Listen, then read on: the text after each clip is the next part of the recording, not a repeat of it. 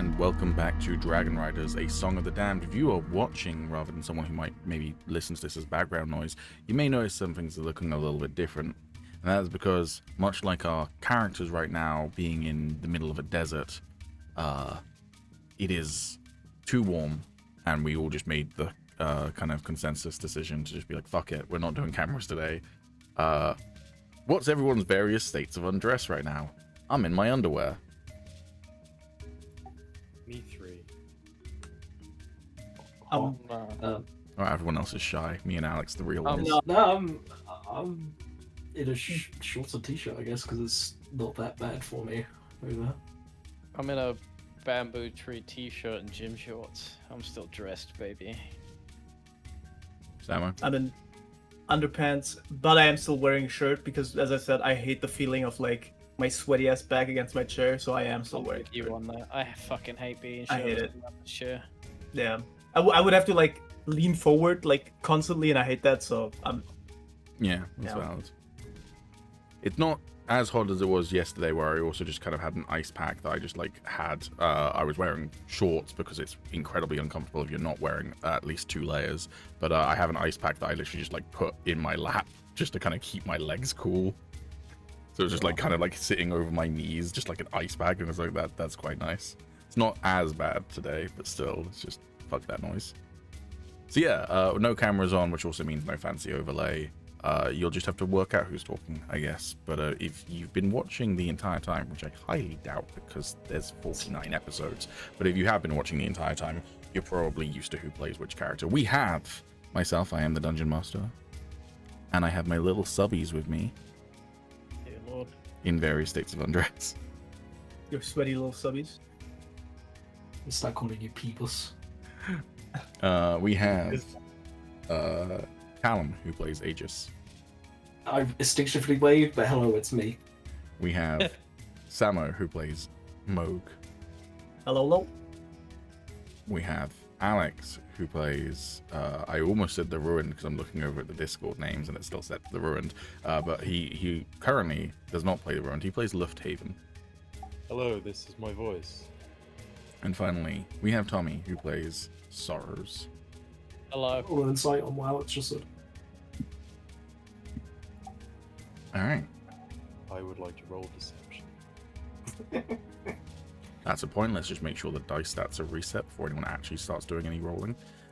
They were not reset. Excellent. Good. Cool. I can And... help you, Pete. Sorry, what? What? Okay. And last session was mostly y'all just kind of prepping for war. I think last session was where we had the napalm strike, right? Yes. Yeah. The master plan, the war crime. Yeah. Cool. So yeah, Moog decided to do some sabotage and burn down a bunch of siege equipment that the Kingdom of Valenn is preparing for the siege of Oris, which is thus delayed the siege of Oris by some amount of time. And then also, you tried to make some allies, including managing to speak to a rich banker who organized a gala for you all, which you then attended. During the gala, you managed to make an ally of him, and he will try and, you know, basically secure you financial aid. By basically agreeing that he would more or less be the treasurer for the city going forward, is my memory of how that conversation went down, unless I'm misremembering what was specifically agreed upon. Sounds about right. Cool. Yeah, he said he'd buy the guard, didn't he? Yeah.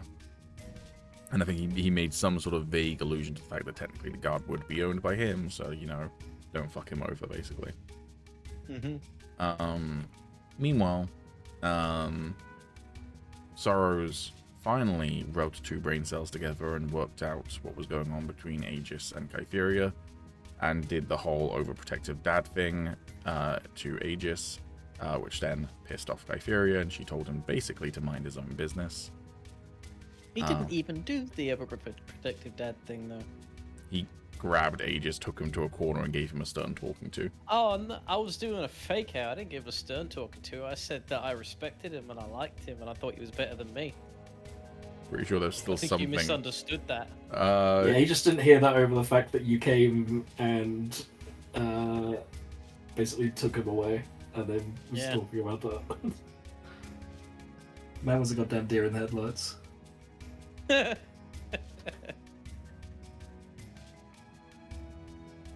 yeah, that's basically where we left it off.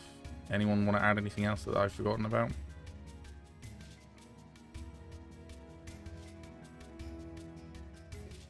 Nope. That was it. What were those people that Luff spoke to? I can't remember. Oh yeah, spoke to Some normal men.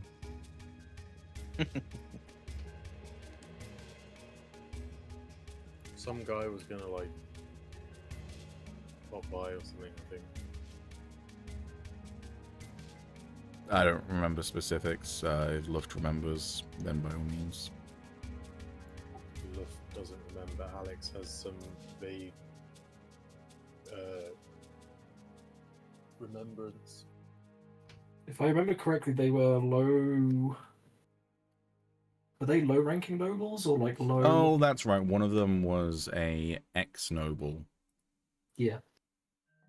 Oh yeah, Omar we share Sarif. common goals and ideals. Yeah. All right. Cool. So, if there's nothing more, we'll pick up the next day.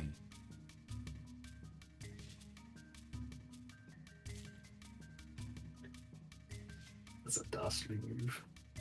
What? Right. What's going on? We had downtime shit to sort out, didn't we? Yes. Also, I'm quickly Googling a word that's been posted in the chat. I was just about to ask, what the fuck does that mean? Yeah, I don't have a fucking clue what cumulonimbus means. It basically means clouds that look like giant towering pillars or columns or plateaus.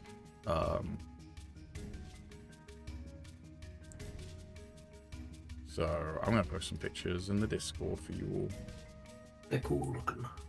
Maybe it's pronounced cumulonimbus. I think it's pronounced comulon and I feel like it's supposed to have the word. Cumulonimbus. Okay, I feel like it's Clouds. supposed to be close to the word Yeah. column, but Yeah, I feel like Alex put a little bit too much emphasis on the first three letters there. yeah, There it you is go. first degrees with big clouds. It's Hanging just too over. long to say, you know. It's just easier to say cum clouds.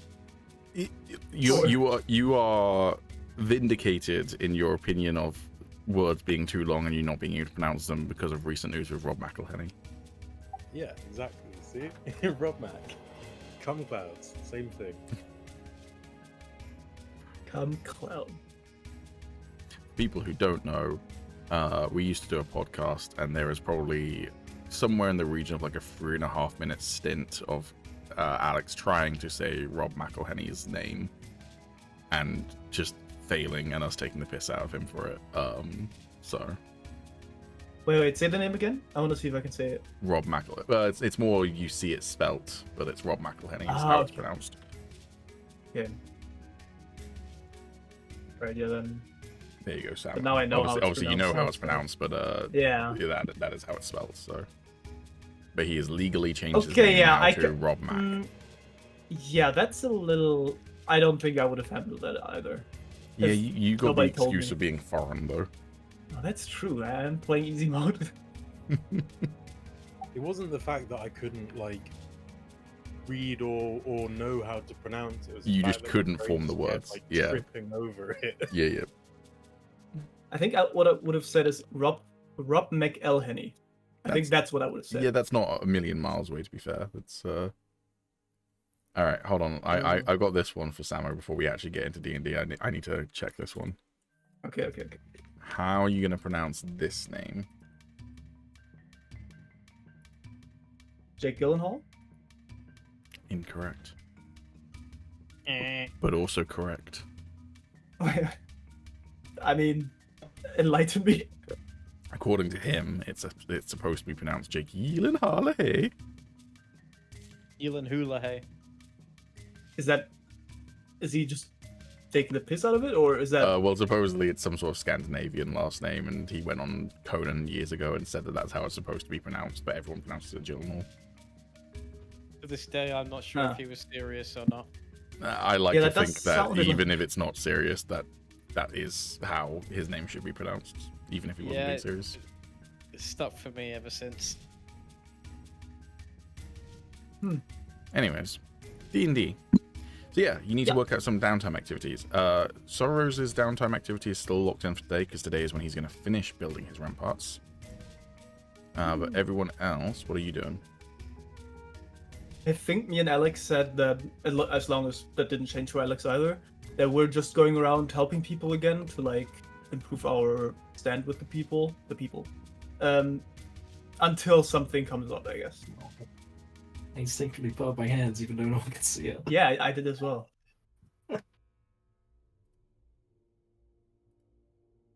As long as Alex is still going with that plan.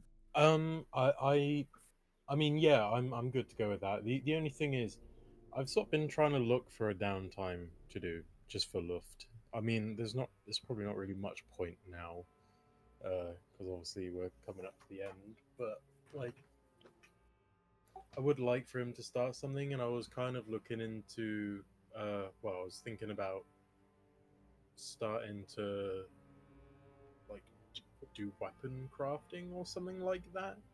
But I don't really know where to start with all the new systems and stuff. Okey-doke. You'll need to be proficient in that tool first. Yeah. So basically, what I was thinking was, I'd like to be able to start disenchanting things and then like upgrading my Ring of Airstrike, however long that process takes, which if that requires me to start with just learning proficiency in the tool, that is good with me.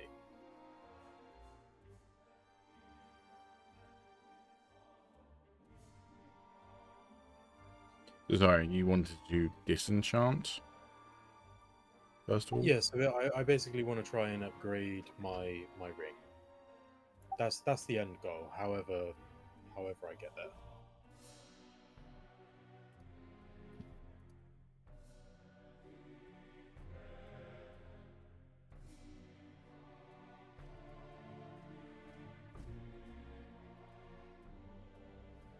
Okay, give me a sec.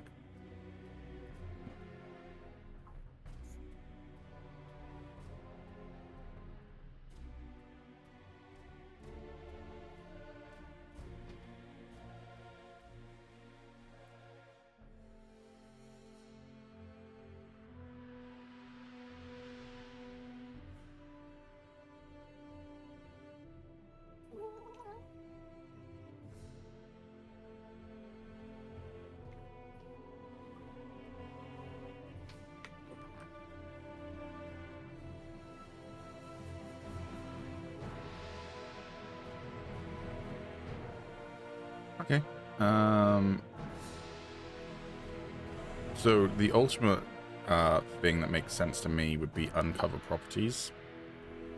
Unless you want to try and enhance it with something specific. If you just want to try and like work out new things you can do with it without like trying to actually alter it itself, then uncover properties makes the most sense to me.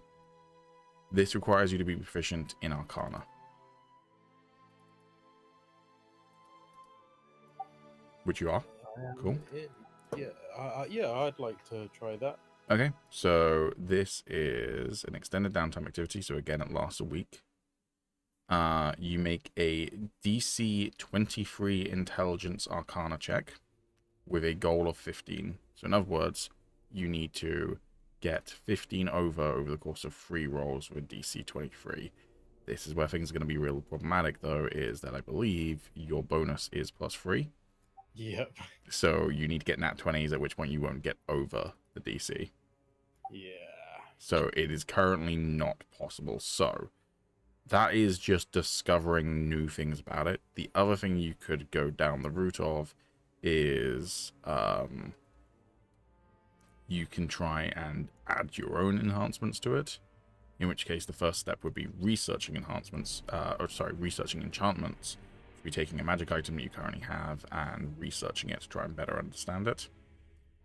On a successful test, you then would uncover the means to enchant a new item. Choose one magic item enchantment from the list that I can provide to you, or from the core magic item list, again, that I can provide to you. You learn this enchantment and can use that recipe in the future when modifying or creating magic items. So could I, like, for example, research the Dragon Wing light crossbow to learn properties that I could then apply to my ring? Hold on a second.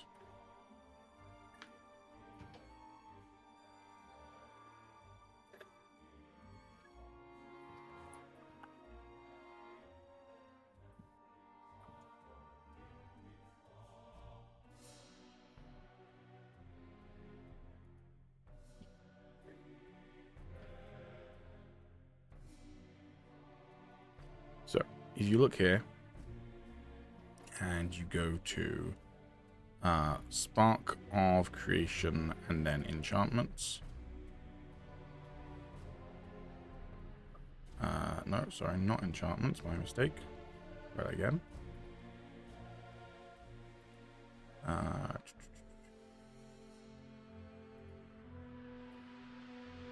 If you go to Spark of Creation and then benefits and flaws. So these are the benefits and flaws that you can give an item. There's a whole list of them that you can add. Oh yeah. So these are just like different perks you can give items, essentially. So as an example, if we went with Alert, when you wield or are attuned to this item, it alerts you to danger. You cannot be surprised and you become aware of any creature that approaches within 30 feet of you that is not behind total cover. Or Bound. This magic item can only be attuned to you and no other creature can use it. This effect ends when you die. Any creature that picks up this magic item after you die becomes bound to it as if they had enchanted it. There's a whole list of different enchantments and flaws that you can add. Flaws you can choose to add, but generally speaking, they get added when you fuck up enchanting an item.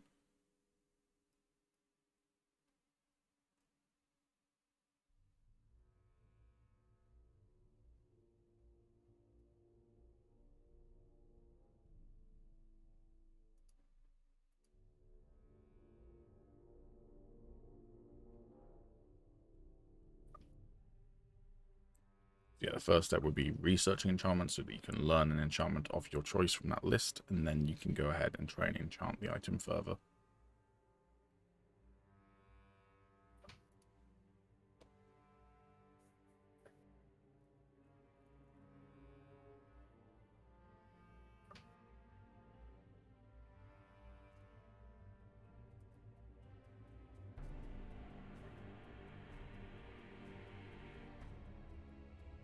Just testing if this actually works, so apologies.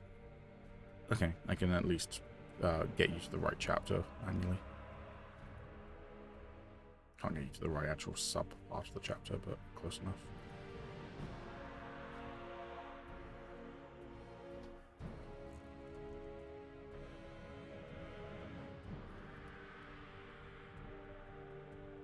So either way, researching enchantments would be a week-long downtime activity as well. You would need to make a DC 14 check of either Arcana, Nature, or Religion, your choice. And the goal would be to get 10 over 14 over the course of those 3 rolls. Okay.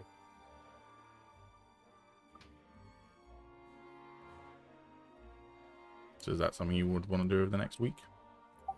Yeah, I think so.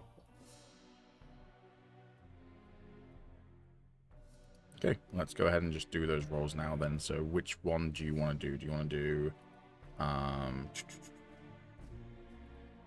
yeah, did you want to do Religion, Arcana, or... Religion, Arcana, or Nature.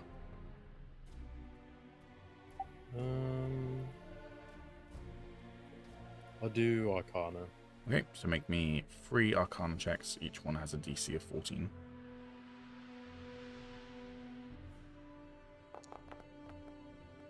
Yikes.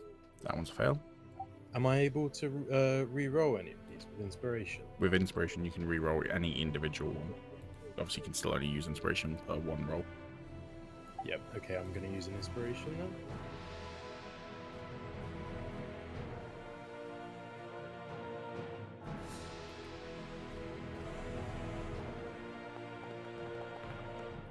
That is better. However, it's not over, so you're not actually getting anywhere closer to your end goal. But it is a success, at least.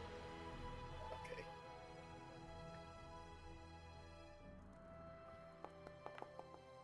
That's good. That is very good. Cool. So that is going to put you 9 over the goal. So you just need to get 1 more over the goal on your last roll. Jesus Christ. Ooh, come on.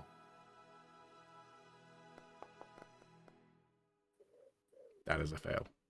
That's going to be an inspiration roll. I am going to say one thing, Pete, just because I don't know if you know about it either. However, I believe there was something in the thing about asking for help or getting help with stuff like this. Yes, you can get help with anything. I'd help with it. My character doesn't really do anything right now. Yeah, I would. I believe the whole shtick is that it doesn't. The person that helped doesn't do anything with the downtime, but it's basically if they're also trained in that. If another character wants the- to help you with an extended test, they must Yeah. be proficient in the tool or skill being used in the test. A character helping you grants you Never mind. advantage on the first test you make as part of the extended test. So that would be for the first roll. If they help you as part of the downtime activity, it does not count towards the number of downtime activities they undertake. So they can still do their own stuff as well. Yeah. So I can let you re-roll the first one more time if you want someone to have you help who has to be proficient in Arcana, since that's what you're using. Yeah, sure, I'll do that. Who's helping? I would, but I can't. Why? Because he's not proficient in Arcana. Oh, I see. Well, looks like it'll be little old me. Alright, so Agis helps you the first time then, so again you can re-roll that first one. You still used your inspiration, but... Oh, Alright, that is now enough to be 1 over. Cool. Alright, so in a week's time you will have successfully researched enchantment, so you can pick any one from that list again, which is under Spark of Creation, and then Benefits. nice. You're welcome, Alex. Thank you very much, Calum.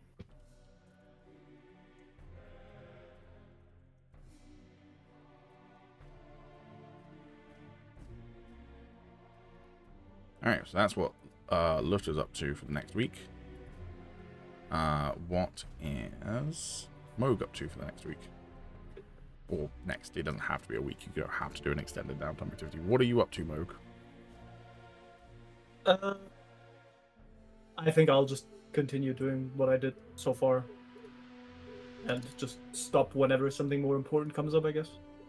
So just going around helping people, doing my thing. Okie doke.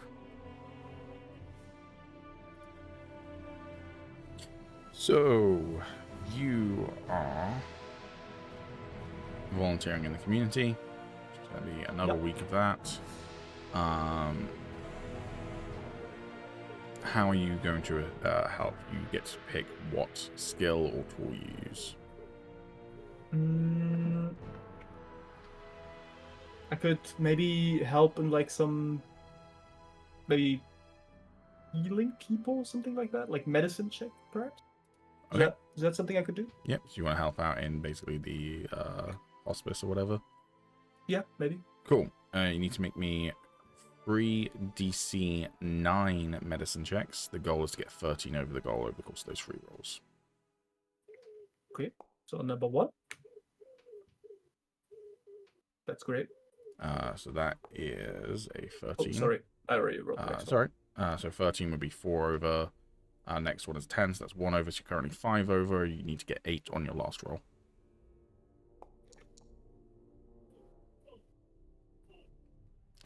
Not enough to have any real benefit. You do help out, but not enough for it to be like really noteworthy, essentially. No. Okay. However, on a failure, you gain inspiration and are pleased with your efforts, even if they didn't amount to much. Hey. So you still gain a point of inspiration. Cool.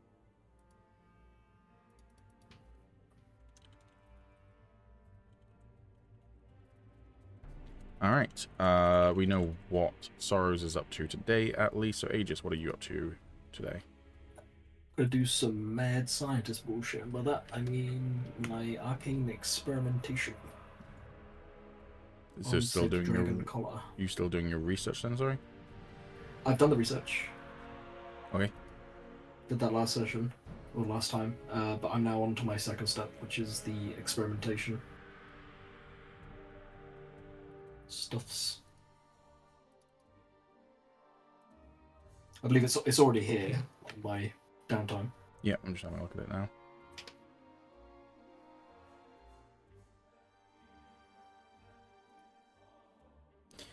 Okay, so free test, 16 over gold, DC 16. All right.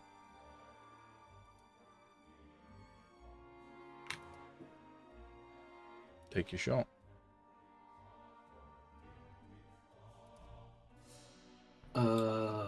Give me 1 second. I just want to make sure.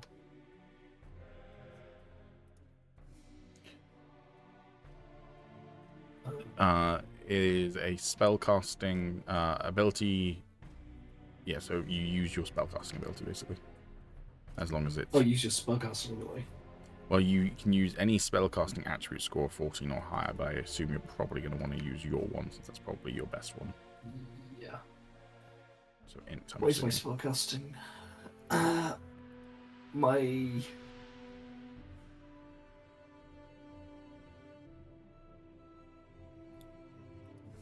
It's the ability one is +3? Yeah. Oh no, it'd be +4 because of The ring. my intelligence increase.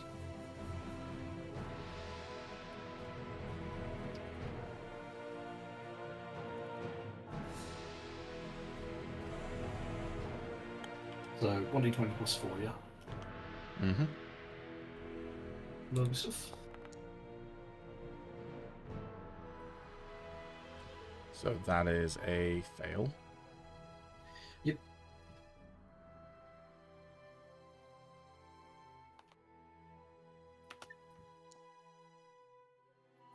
That is 1 over. And that is also a fail. That is fine. So the good news is you are now 1 point towards the success, so you now only need to get 15 over next time you try and do it. So you basically keep your accumulated successes, but you haven't actually succeeded. So Yep.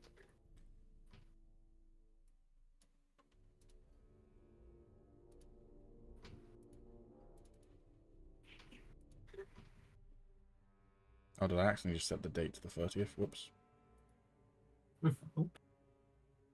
Okay, no, I didn't. It's fine.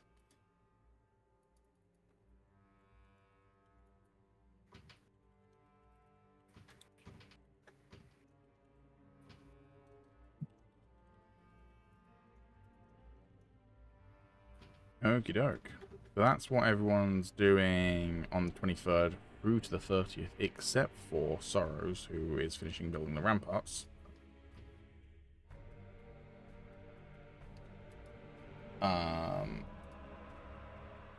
So the next day then,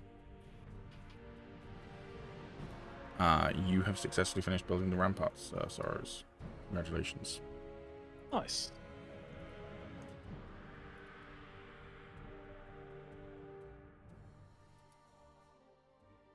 Okie doke. What do you want to start spending your time doing then, Sorrows?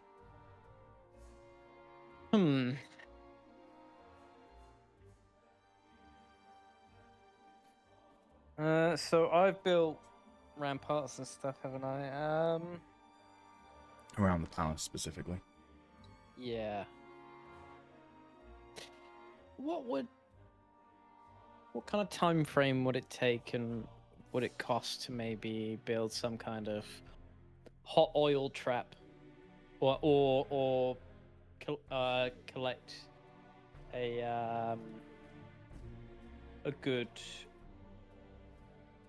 what's the word I'm thinking of? Stockpile of boulders to throw down at sieging soldiers.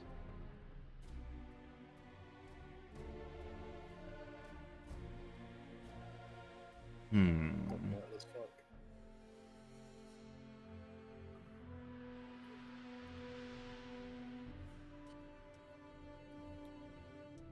I assume there is like a wall or somewhere we can stand above.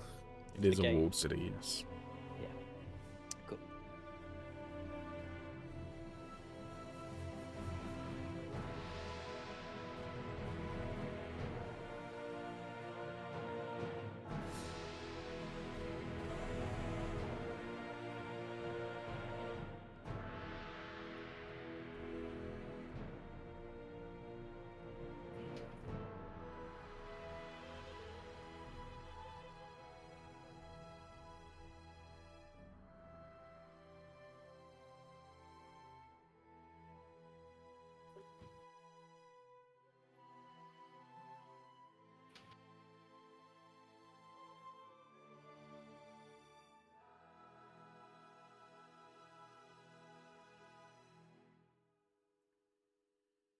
Okay.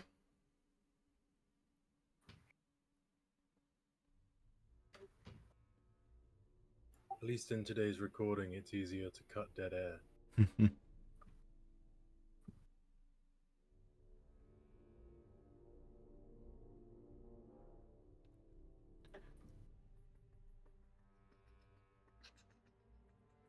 The window gonna die.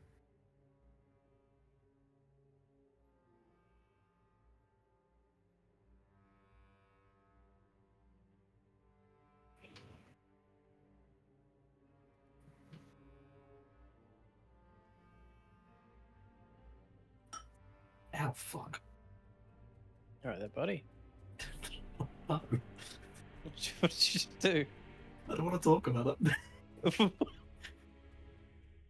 I'm even more curious now. Bro just took damage. All right. All I say is, if my webcam was on, that would have been really dumb, and it definitely would have been clipped. I'm gonna say you can't really, like, prep. I don't know, like, grenades or anything like that. Oil or rocks, I feel like both fit into mining would probably be the most appropriate thing. Okay. Yeah, if I could set up a stockpile of rocks to throw, like actual historically siege defense, you got those kind of like chest-shaped rocks that they'd throw down. If I could get a stockpile of them up above the gate, and I assume that wouldn't cost me anything, just time. Yeah, so you're probably just going to be looking for common rocks.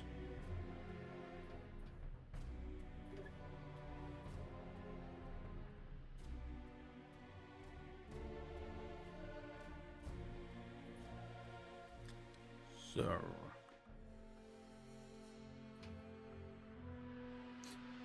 are you proficient in miner's tools? Nah, I'm a blacksmith. It's not even called miner's tools, is it? It's called like mason's tools or whatever. Stonemason's kit, I believe. Oh. I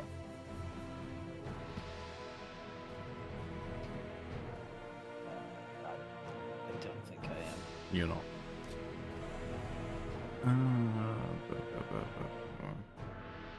Okay, so you're just going to make a strength check with no bonuses. Okay.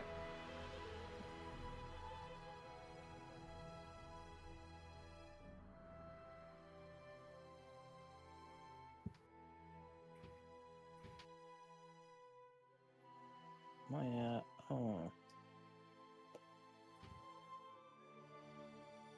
My Foundry has just started yelling at me that I don't have hardware acceleration enabled, and now it's running like ass. I don't know why that started today. Let me get this roll done quick. Crash, maybe. No, I got to go in the settings and change some stuff. I'll do the roll first.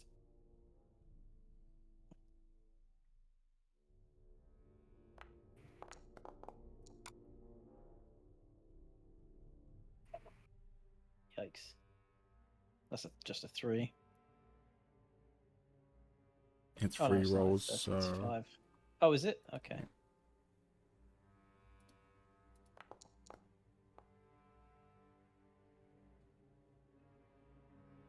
Better.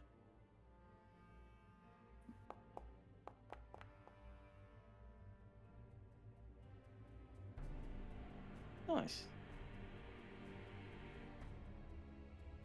Why is Kytheria hypnotized, by the way? She's in love. she's not hypnotized. She has that is the symbol for lingering injury nosebleeds. Oh, right.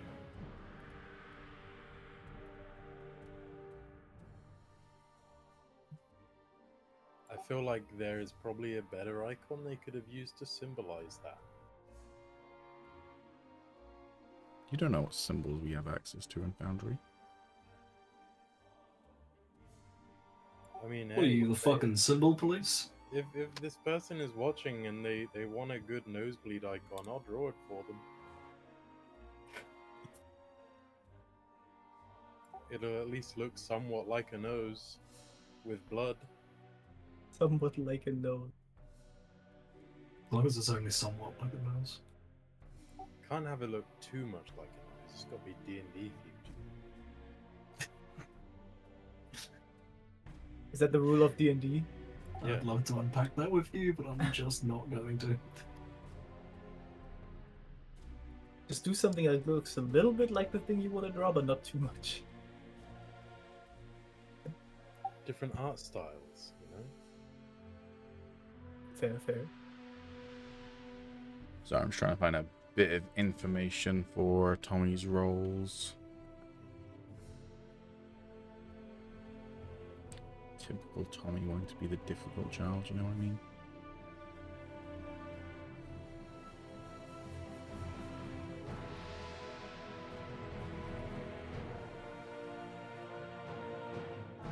Wow, none of you gonna help bully Tommy? What the hell? What the I don't have any hell? energy left. Can we not just have like a break for 5 goddamn minutes of beating on down? No. Is that alright? No.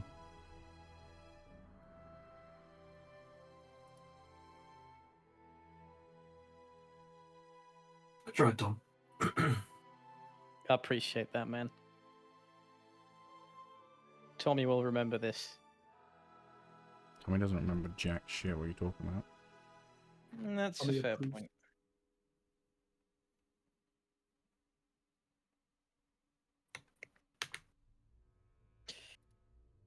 Where is...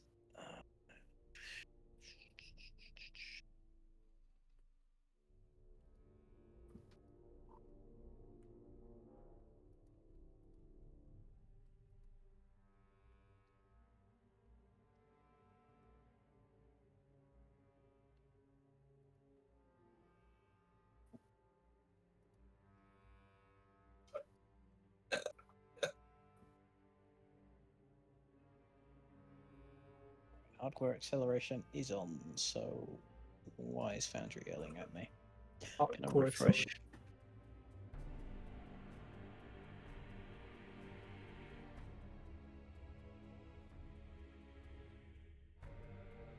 Ooh. Ah, Right, okay. 3, 4.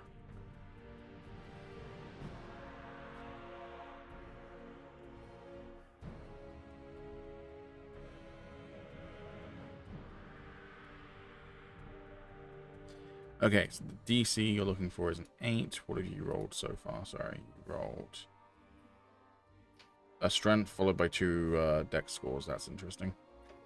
I mean, it doesn't make any difference, but you did click the wrong thing. Strange. It's gonna be spontaneous. Is it that strange, or did you just click the wrong thing? But I honestly couldn't tell you because my mouse was even running at like fucking 3 frames per second. okay, well, I can tell you clicked the wrong thing, but that's fine. It's the same bonus, so. Cool. So one of them was a fail, 2 of them were a success. So yes, you managed to collect a decent collection of rocks to throw down off the wall Nice. over the course of a week. It's a rock.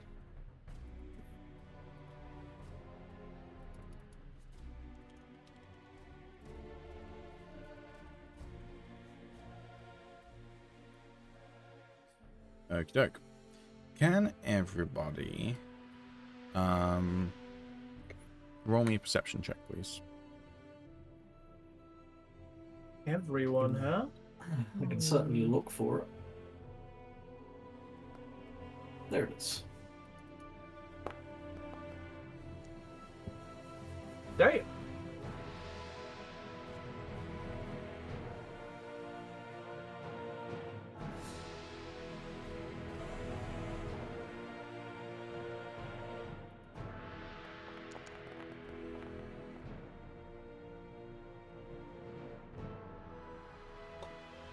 Okay. Luft, you got no chance of succeeding this, I'm afraid. You're too busy doing what Luft is doing. Looking at magic items and trying to work out how to do enchantments. Moog, Agis, and Sorrows. In between your downtime activities, what are you all up to on the 24th? So the day after most of you started your latest bout of downtime activities. At what time-ish? Anytime during the day. Just like, is there anything else you'd be up to? Probably not. If it's in the same week still, then I'll probably just do my stuff. Okay, well, I mean, you're out in the community, so that's fine. Yeah. I suppose I'd probably be. Wait, who are you asking? You and Calum as well. Yeah. I suppose I'd probably be up on the like the ramparts of the wall, placing down some rocks I've just mined. Okie doke. If you would allow me to, unless this is also going to be a downtime thing, can I try and figure out how to fix Kytheria's nosebleeds? You want to fix what for Kythera, sorry? Her nosebleeds? Or is that something that's just going to go away in time? Or can I? It will eventually go away. But it is a lingering injury, so you can also try and get rid of it, yeah.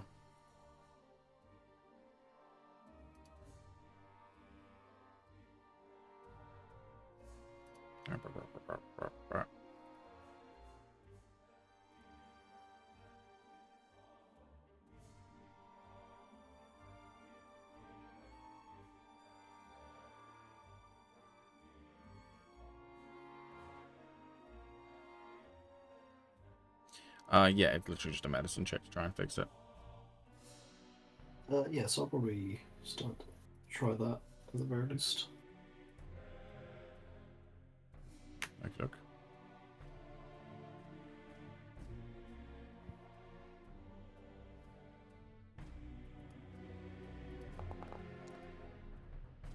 That is not a success, though. That's fine. To be clear, she's not constantly having nosebleeds. It's a thing that can cause her to have nosebleeds. It's the lingering injury. Okay, that's fine. I'm just like if it's a problem that she would come to me with because I mean, I don't think you've seen her have a nosebleed since she initially had the injury, to be fair. Right. As I said, if it's a problem that she knows she has, and I assume, well, not from my roles, but with potions and shit, I'm the most medically inclined, so I'm sure she'll come and see me. All right. Moog, you're out and about in the town. You're helping out, doing medicine checks, treating people in this kind of like encampment area, essentially, nearby a temple. There's kind of like inside the temple, there's this kind of refuge where people can come to get treatment, and you are assisting nearby in the tents outside. While doing this, you hear a commotion. Mm-hmm. Do you go and investigate, or do you stick to Yeah. healing the wounded? Yeah. No, I'll go. All right. You find a large crowd gathered in the town square who are all kind of making a hubbub. As you approach, do you kind of like listen from the edges, or do you try and like push your way through the crowd at all? Well, can I see what's going on, or There would I appears just to be able be to listen from someone standing, like they've stood on top of like a platform, and they're talking to the crowd. They appear to be dressed in like traveler's garb, and the crowd seems to be enraptured by what they're saying. But without you choosing to kind of tune in, there's a lot of like volume in the crowd that like you're cheering and shouting and yelling, that you could either like try and hone in and listen in to what's actually being said, or try and push your way through the crowd to get a better view. Yeah, I'll do that. I'll try and push myself through a bit, try and get a better view and listen. Okay. You jostle your way through the crowd, and can you give me an insight check as you do? Yes.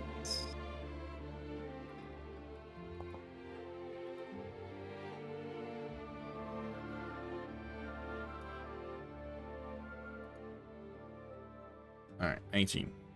You do not get the vibe that this is a particularly like hostile crowd. You don't think it's going to break into a riot or anything like that. But as you jostle your way through, you do start to get to actually overhear what's being said by the person announcing to the crowd.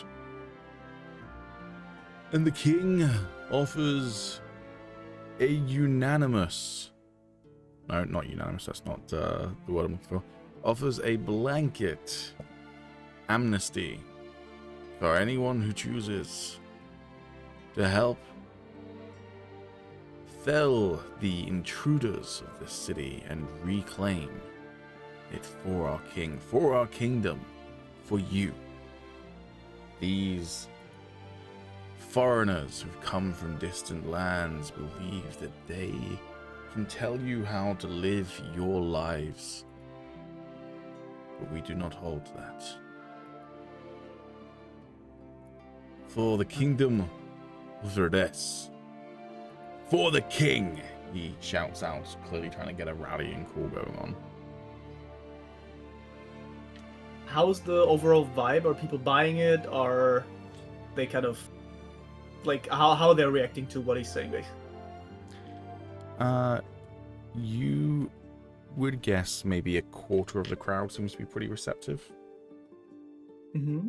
With And 18, you'd say the lion's share are kind of indifferent. So probably over half are indifferent, about a quarter are responsive to it, and so leaving the smallest chunk as being anti it. Okay, then if I had to get like a rating, I guess. I mean, we've been here for a few weeks by now, helping people, right? Like, what would you say? How well known are we around here? Like, how much of an impact has our work actually done here? I guess. Has it been like properly noticed by the people, or was it like, not really a whole lot? Again, that's kind of a mixed bag. Yes, people have noticed. Whether people care or not is another thing entirely, right?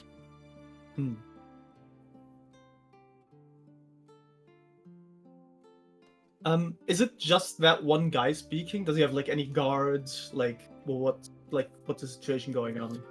There are two armed individuals appearing to wear kind of Varese soldiers' garb standing nearby, They are not like pointing their weapons at anyone, but they do have spears out.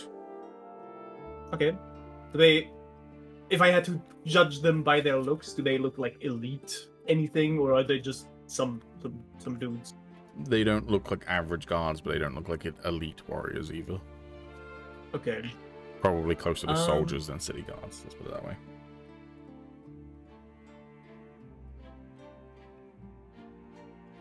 So I'm basically in like the town square kind of part of town, and by my knowledge at least, would I know if any of our people are like reasonably close by, or are they all back at the temple, back at the palace, whatever, doing their thing? Like I wouldn't know exactly where people are right now, right? Because I was doing my stuff.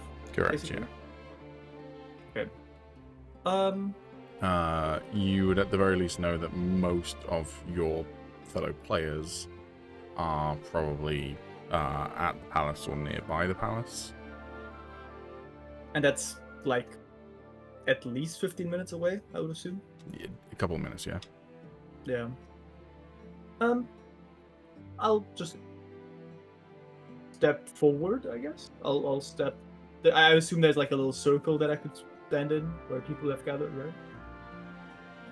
Yeah. Or are they just surrounding him like animals? No, it's not a surround. It is a wave of people in front of him. Okay, well, I'll just want to step forward, I guess, so that he notices me. And I'm not going to say anything initially. I just want to see his reaction to see if maybe he's seen me before or something. I don't know. Okay, roll me another insight. Mm-hmm.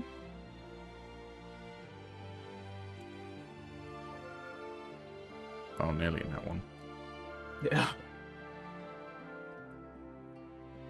He acknowledges you, but you don't get the vibe that he knows who you are or anything necessarily. Okay.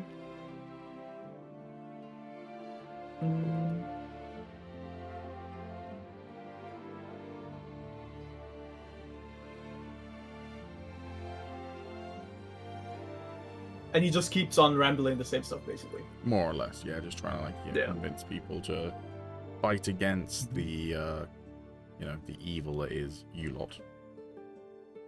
Mm-hmm. I'll get pretty close to him, I would say.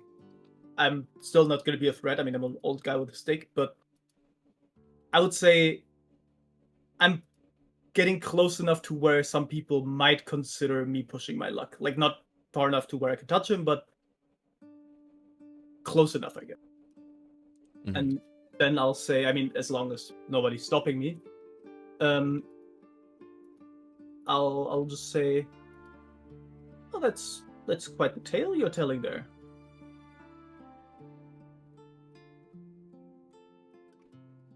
He glances down at you again and seems to pause. Quite a tale. I don't know what you mean, sorry. Well, I mean, I haven't been here for too long, but these people don't seem to be doing too well. I mean, even when the king was here, it's just makes me wonder what would change now if the king were to come back. I'm just curious how that would go. Obviously, the king rules from the rest, and it was the governor who ran things in Aris. But he hears the cries of his people, cries for freedom and vindication. And he has come to liberate you all. He says, talking to the crowd rather than to you again. Things will be better once we have removed this rot from the palace.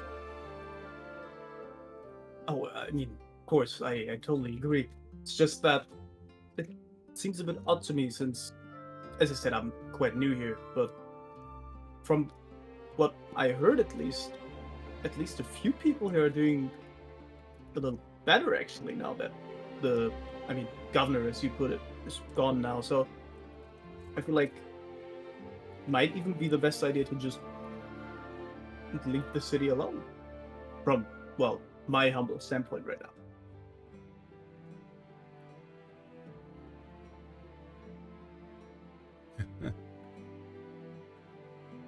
My fellow countrymen, do you feel like you're doing better since the governor left?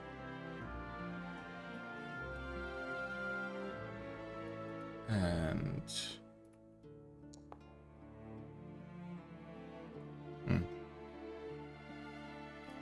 At this point, the crowd kind of splits into people booing and people cheering. You can roll me another insight if you want. Sure.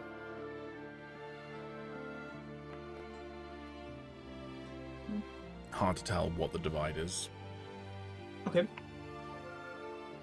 You see, I just, I could tell myself, it's just that let's just say I've first-hand information of what the king has planned for this place and how he treats these people and what he thinks about these people. It's just, it makes me wonder if the king actually has everyone's best interest in mind and not just own interest. It was quite shocking when I heard it. Pay no mind to the rumors of an addled old man, not even from this land, says the announcer. And as he says that, and you hear the crowd kind of react once more, one of the guards takes their spear, so they're kind of like holding the shaft of it with both hands, and just shoves the shaft into your chest, kind of around about the breast sort of area, just shoving you back into the crowd. And as they do, they say, "Blow off, chopper."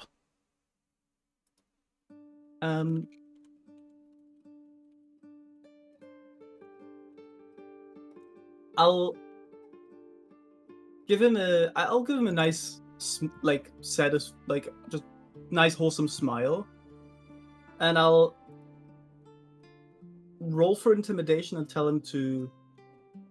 I'll basically say I really wouldn't do that again if I were you, with like the same smile on my face, and then I'll walk forward again. I'll just basically take the position I had before.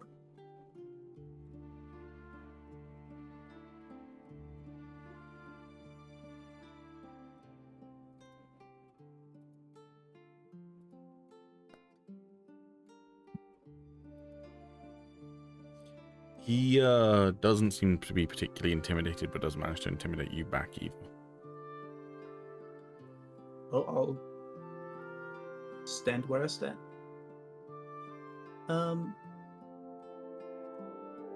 I'll then say, yeah, but then I'm just curious. What about that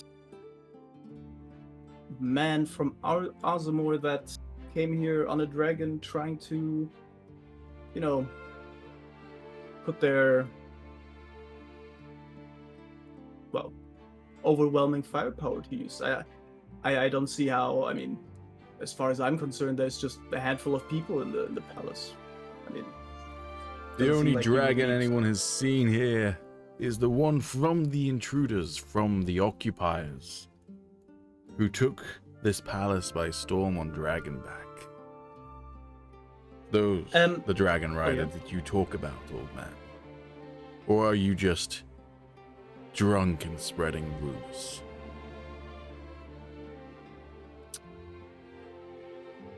You seem confused and sunbaked. Maybe you should get inside, drink some water. Can someone please take this old and addled retiree somewhere where they can rest? I mean, you feel someone grab you by the shoulder and go, "Do you want to come with me, dearie?" Considering that's probably some lady, I'm obviously not gonna be rude. Why don't we ask the crowd then? And after that, I promise I will be gone. And I'll basically turn around and direct this to like everyone standing there, basically.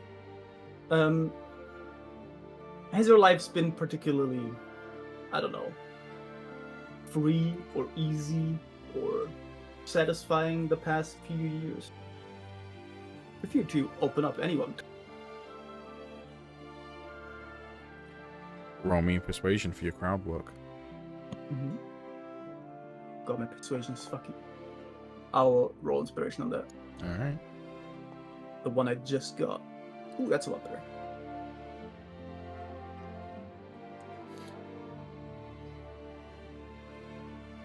You hear a bunch of booing. Do I have to roll insight for that to see in what way that was meant? You can roll an insight if you want. You feel like they might be about to attack you, some people in the crowd.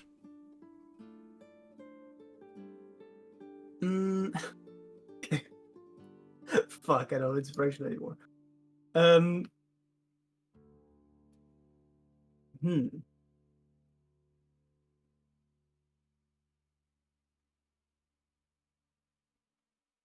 I'll turn to the guy speaking one last time, and I'll get even closer this time, to the point where I could, in theory, touch him, which I'm not gonna do. It's just to kind of show how close I get. If I were you, I would be leaving the city quite soon because, well, things might happen. And then I'll just turn around and disappear into the crowd. Okay. And with that, I will be going back to the palace, whatever time that is right now. Okie doke. You head back to the palace then.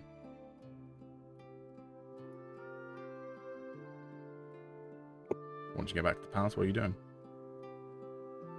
I'll be telling whoever I see first, well, whoever is there, I don't know, any players, any NPCs, about what just happened, about there being one or maybe even more people spreading propaganda, I guess.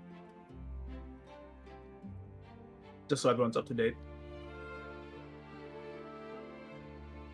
Alright, anyone who wants to be present for that can be present for that.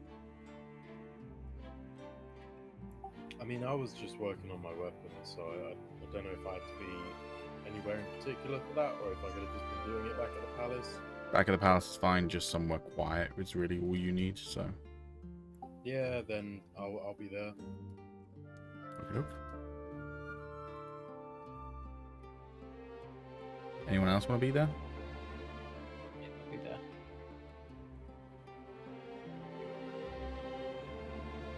Go on, then. All the NPCs are there as well, I assume? For most of them? Yeah. Okay. Well, guess I'll walk in, see everyone, and just say, well, our situation just got a little bit more complicated, I guess.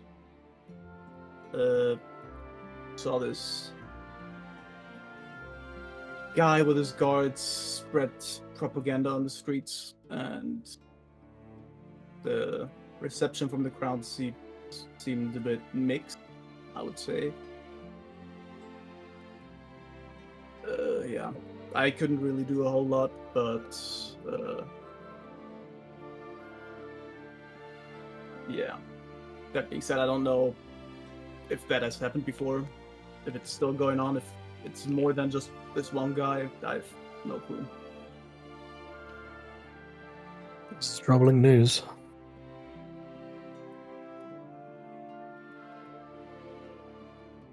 Also makes me feel like they're gonna be coming in pretty soon-ish.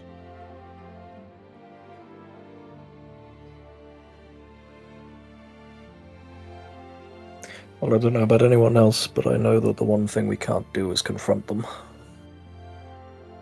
Yeah, well, that much is clear. Any form of response, they will twist the way they want. Mm-hmm. It is our word against theirs at the end of the day. I can't say I'm surprised they're trying this. The best way to fight it is by proving them wrong. Continue our outreach.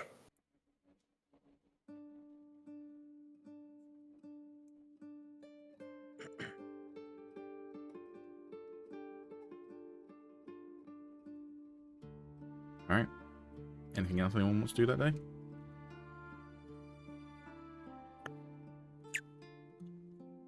Not me.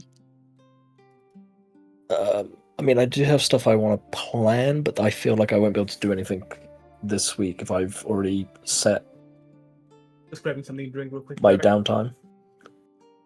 Okie doke.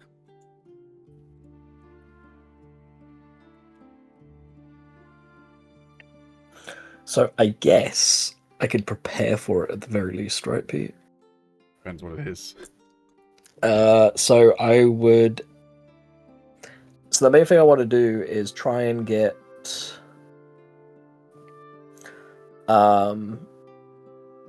myself some provisions up to make some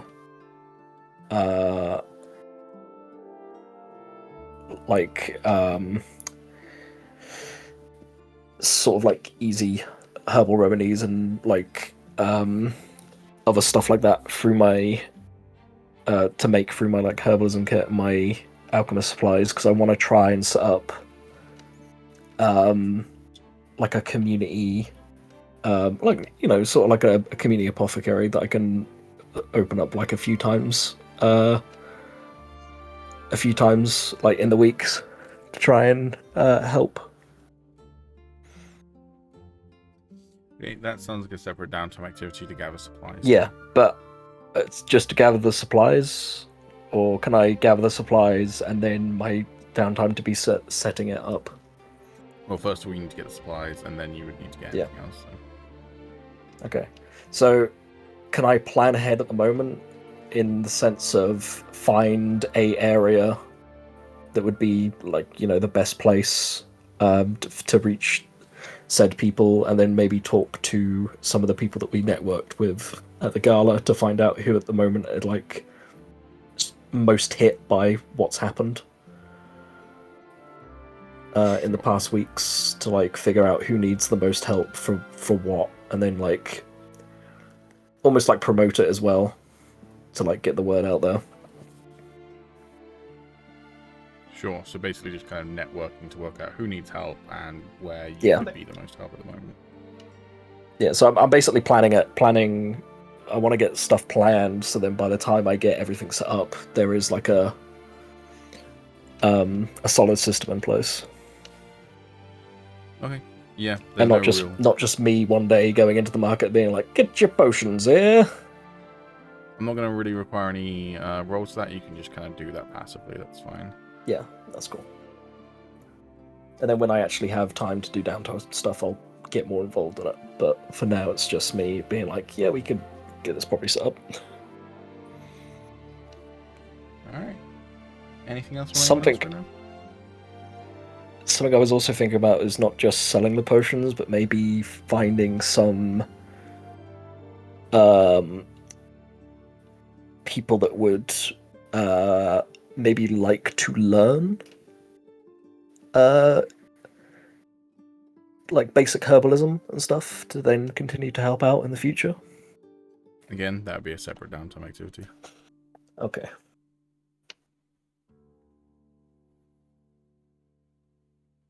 All right. In that case, no, I have nothing.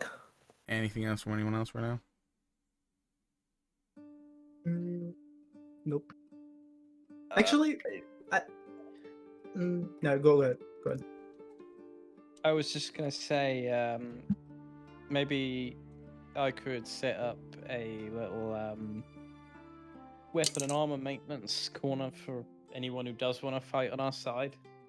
Sharpen their weapons, make sure they're safe for battle, seeing as I'm a blacksmith. Again, separate downtime activity, what you're currently working on, but it can be done as long as there is time before the invasion. Cool. Cool. Alright, so that's stuff that you might be able to do next week. In the meantime, then, can everybody... Not everybody, sorry. Can Agis and Sorrows just roll me intelligence checks? Oh god.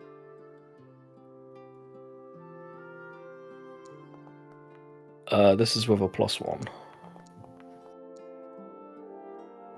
Oh, it's already showing the +1. Didn't help. Hey, Sorrows. Yeah? The 28th of New Sun passes. And you realize, today would have been Nurix's birthday. Oh.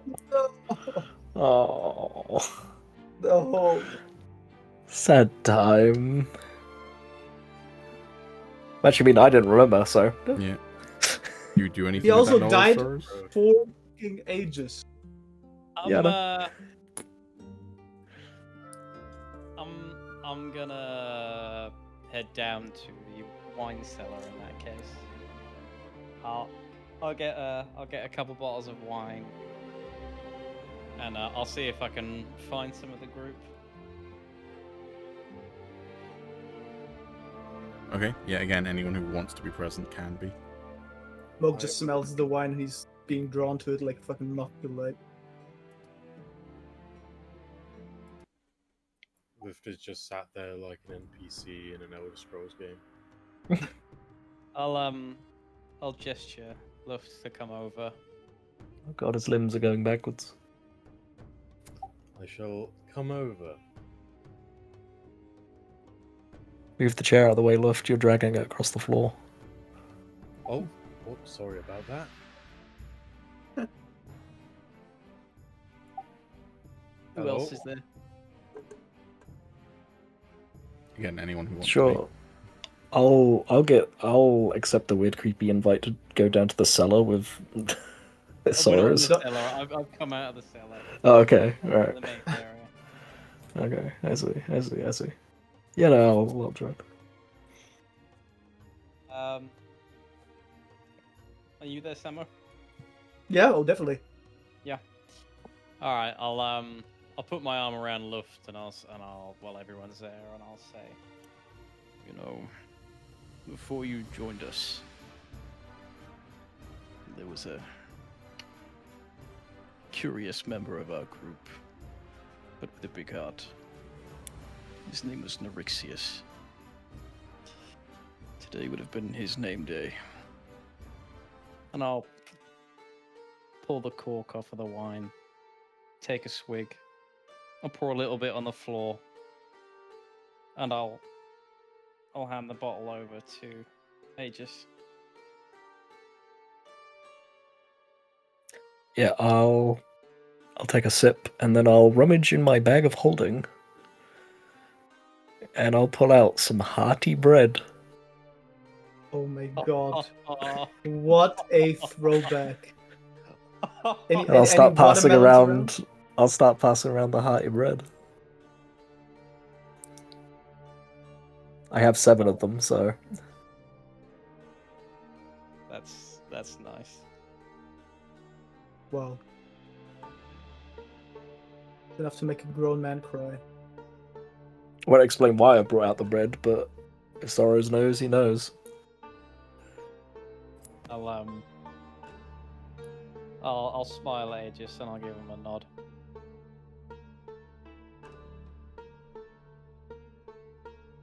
This bread is really good. Never had this. Jesus Christ. Quite the baking.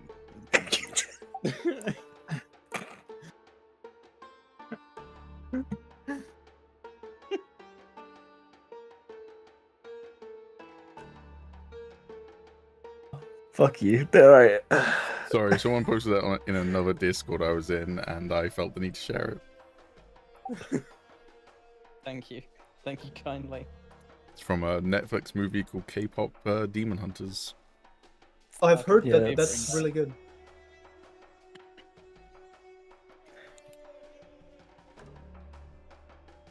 Anyways, Well, I'll toast my glass then, and I'll be like, well, to that Norius guy. And I'll hold up my glass. As I can't pronounce his Sonorius. name. And I'll toast to Denarius, says Shirogane through some hearty bread. Damn, you're committed to the roleplay, damn. I'm Method RP. Yeah. friends, near and far, with us and no longer. Those were left behind, says Celeste. Oh! They always push us forward. Oh, made me fucking tear up, you fucker.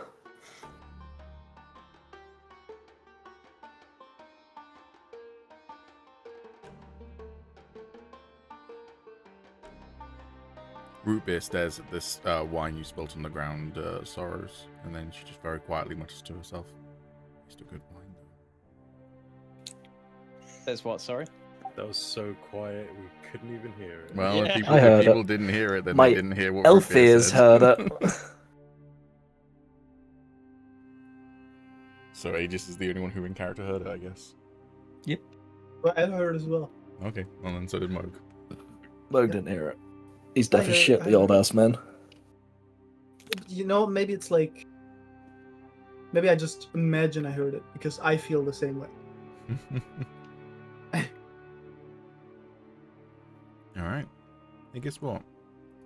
Mm. You can all have a bonding die with each other. Anyone that you don't currently have a bonding die with, of player characters you Ayo. gain a bonding die with. Yippee! Hot diggity dog.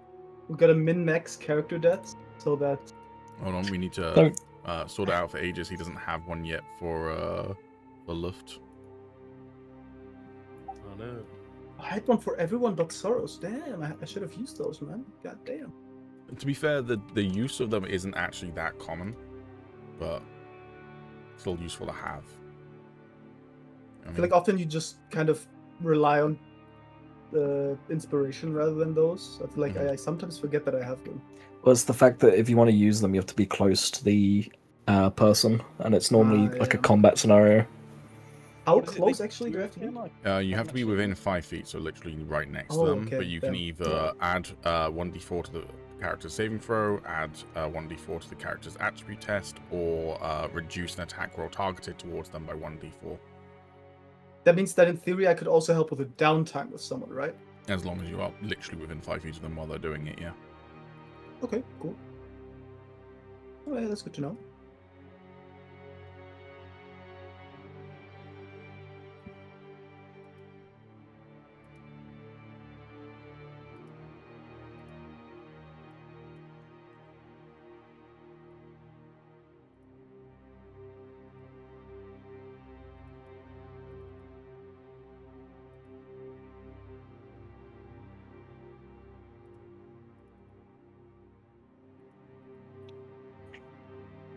Alright. Anything anyone else wants to do on that day? Be sad. Yeah, fair.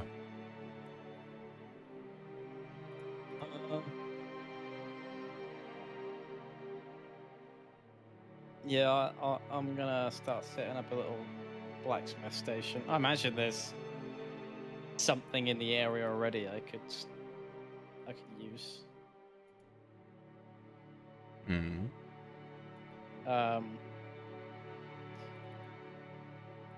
And I'll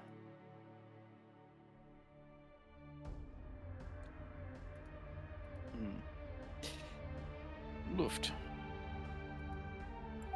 Hello? I was thinking of using my blacksmith skills to assist with any citizens who wish to maintain their gear if they wish to side with us in the coming battle. I was wondering if you would mind spreading the word a little on your next venture.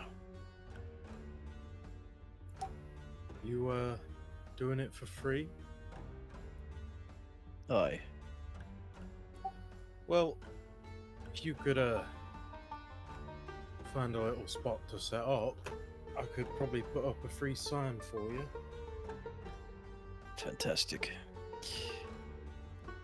Of course, I'll only be able to assist with general maintenance, looking over materials I'm short of, unless I can find something. So, free general maintenance? Yes. That I can do.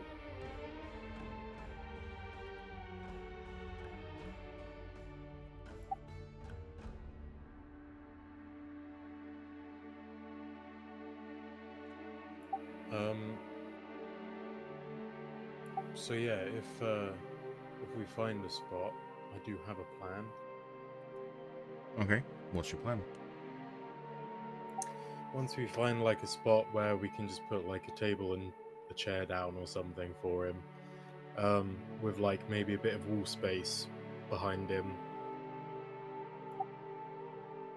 I am going to take out my horn of scribing. Mm-hmm. And I am going to use a charge to blow my horn and inscribe free general maintenance in a big ass sign above him. Okay.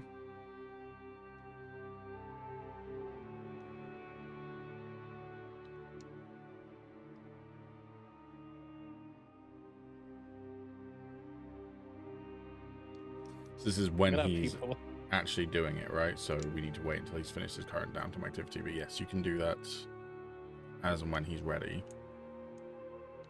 That's not a Yep. problem. Okay. Cool. Anything more from the trolley dears? Anything from the trolley days?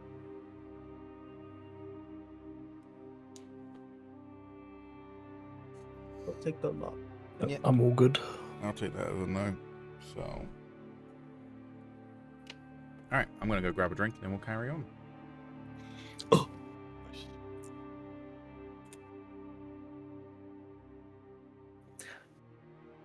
So, Look up your Samo, Yeah, you wanna know how the weather is? sure. Pretty fucking shit, let me tell you that much. Hell yeah. Agreed. To be honest, it's actually gotten better, but it's also... The sun is not blasting my fucking room anymore, which is the main issue here, but... It's still pretty fucking shit, all things considered, so... I am very much looking forward to your visit, Calum, and taking you to the magic shop. Ooh, you guys having a little date? Yeah, I guess yeah. so. I guess so. We're gonna sit across from each other, and we're gonna fall in love. Oh my god. So did you book the time off? Yeah. Should have been me. I will actually be off the Thursday as well.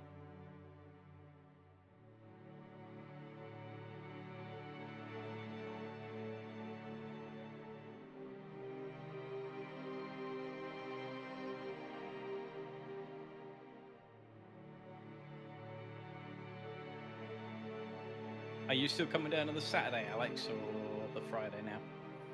Probably the Saturday still. Yeah? Okay.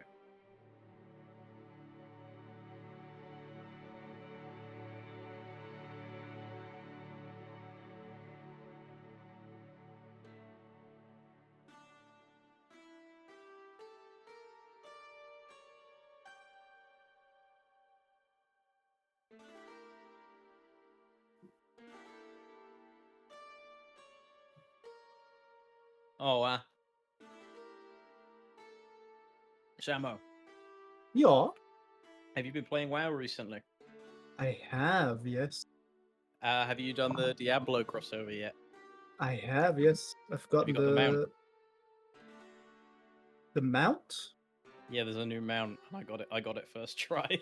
Wait, is it from the chest? No, it's not from the chest. It drops from the goblin itself. I'm back. Oh fuck, no, I haven't gotten that. Yeah. And I've It's killed a recall bunch of them. materials. The fuck? Yeah. People have been killing it hundreds of times, and they still haven't got their mount. I got it first try. Yeah, knowing my luck, I'll have to wait like 5 years until I get that. I get it in the last Titan. All right. So we then move forward to the 30th of New Sun, at which point, Luft, you have finished your research. Very nice. Moog, you finished your volunteering, and Agis, at least for now, have finished your experimenting. So, Luft, you've decided on your enchantment. Yeah.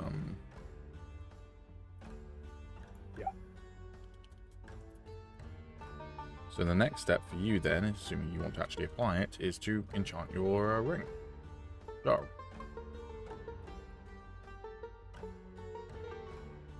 Give me a sec.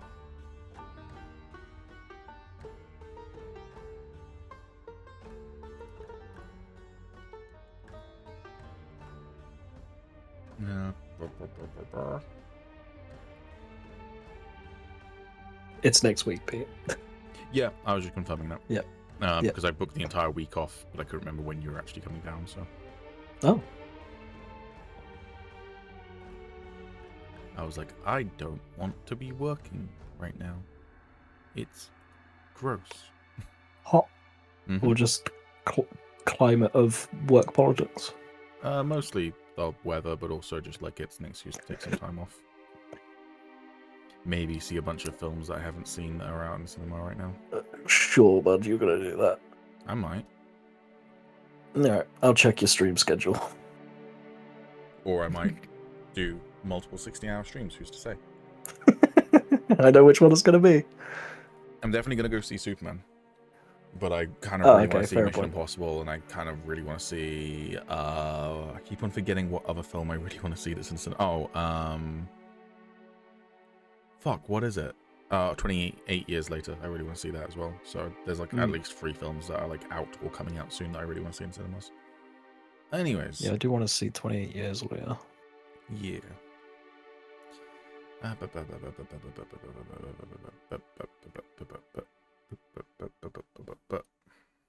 want to watch Maybe we Mission Impossible together, Pete? No, because I hate you. Oh. All right. Yeah, sure, bud. You couldn't tell that was a sarcastic answer. I was just waiting for the vindication.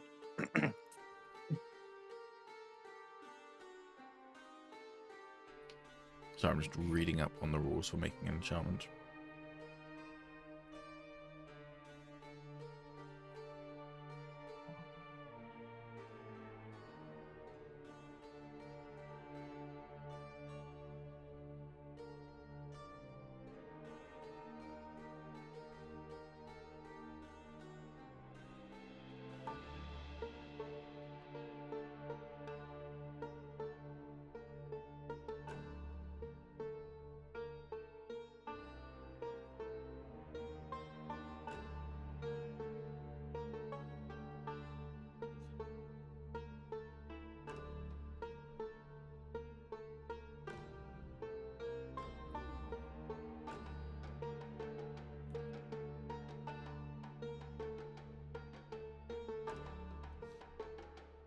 Okie dokie.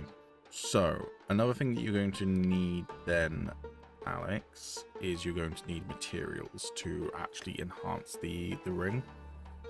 Oh dear. You can do one of two things. You can either do a downtime activity to gather materials, or you can just pay for them.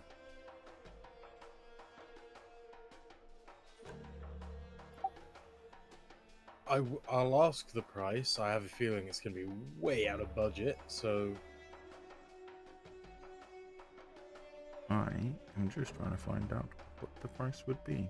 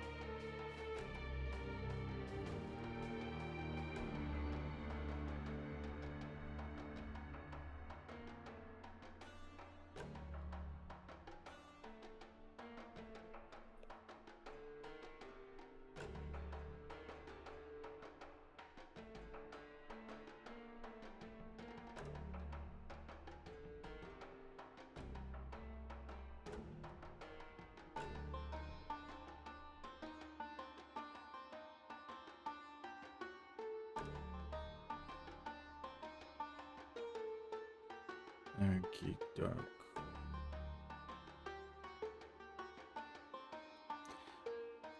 So, to just buy the materials, it's going to cost you 225 gold. That's actually not as bad as I thought. Yeah, it's basically just getting a material that you can then put into a rune that you're going to then, something like Electrum, as an example, you're then going to put into the runes on the ring. So,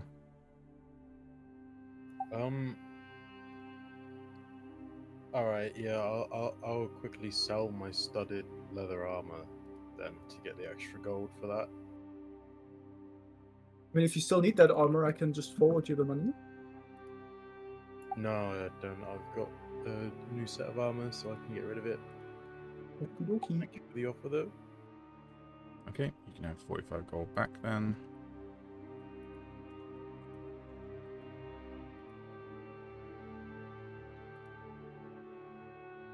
And so now you have enough money on you to buy the materials.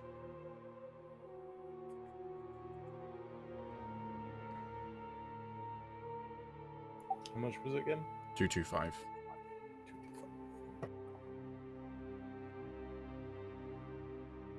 I really enjoy you putting your feet on my keyboard, Cat, because it's really fun when you just decide to press buttons. Stop pressing buttons. Okay, money deducted.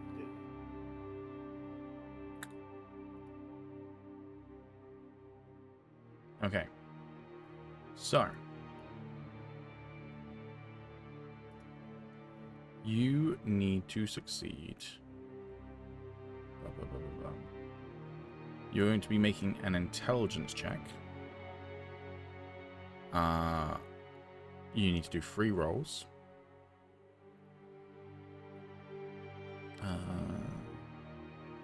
And I'm going to say, because you're trying to add an element to it, that you can either roll Arcana or Nature. So, your choice. Also, you need to be proficient in one of those 2 skills. So you are proficient in both. Cool, that's fine. So, and it's the same roll either way. So the goal is, over the course of 3 rolls, you need to get 12 over the DC. And the DC is 12. So basically, you would need to roll a total of 24 over the course of 3 rolls. Sorry. Okay. I would like to ask Moog to assist, if possible. With the nature thingy? Yeah. Okay, so that just helps with the first roll you roll with advantage, but that's fine. Yeah, definitely. Something else to be aware of.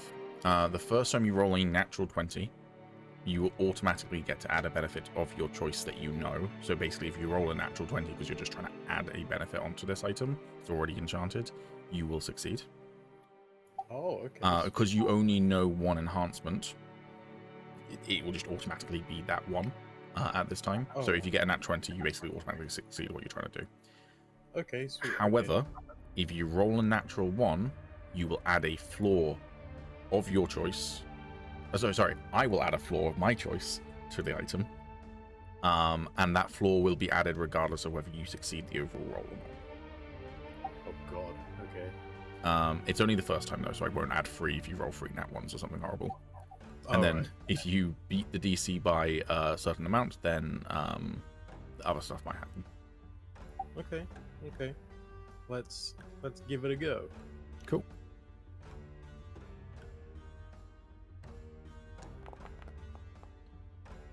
Good thing you got advantage.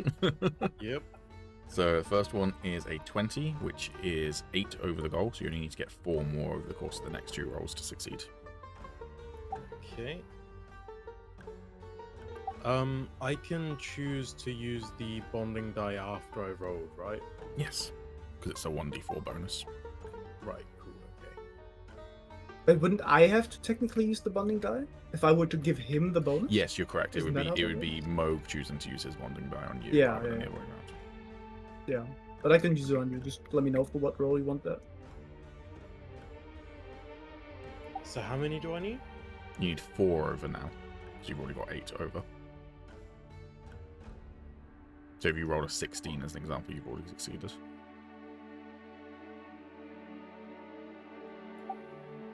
I mean, Can I just roll the bonding die now? Well, no, again, it's Samo who rolls it, and it's after the roll. Because it's Samo using his bonding die to help you, not you using your bonding die on Samo for him to help you. Does that make sense? So like. Okay, all right. I'll leave it up to Sam. I see what you're saying. Yes, I mean, yes. I guess he can choose to use it now. If I roll it now for this roll, I could technically get it in one hit. Yeah, this is true. Sam, if you want to use your bonding die now, you can. Oh yeah, sure. Okay, there we go. And there we go. However, you still roll the other two because there's extra stuff if you gain a certain amount over. So if I've already gone over and I roll a nat 1, you will still get a floor. Yes. Oh fuck. Okay. It's still an extended test regardless. So. But you could get to a ship. Yeah. Yes, I could. All right. Let's go. Are you a gambling man, Alex? I am a gambling man. Just don't roll a nat 1, stupid. That's a fail, but doesn't matter. And Nice. Okay. finally.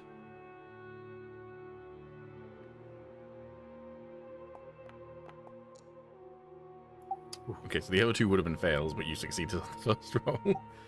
Oh, you do have like 500 inspirations, no? No, I don't. I've used them all. Oh, damn, never mind. Cool. Yeah, there's no negatives to it. You just managed to get the bonus. So let's go ahead and modify your ring. So what Alex spends next week doing is modifying his Ring of Airstrike to gain the elemental enhancement, which means it does an extra 1d6 cold damage. That's pretty fucking good, damn. Hell yeah. So basically, once it's finished, when I now like draw back like the air, not only is it just kind of like windy, but there's just kind of like this frost that like swirls around in the wind.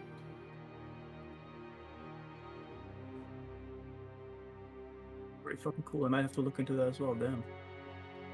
Alright, so yeah, his ring now does 1d8 piercing damage plus his modifier, plus 1d4 thunder, plus 1d6 cold. If I enchant my weapon, is the effect that I get random, or do I get to choose what's on it? You have to choose an enhancement first, which means you need to research the enhancement. So bear in mind, while what Alex just did is a pretty nice boon, it did take him 2 weeks in game to get there, plus 225 gold. And also like 2 extended skill checks. Well, that's what I mean. The 2 weeks is. Oh yeah. And I burned through pretty much all my inspiration and my bonding die. Yeah, well, good point. I'm on 0 inspiration currently, so... Oh, and like 200 odd gold. Yeah, cool. So that will take you up until the 7th of the month of Dawn.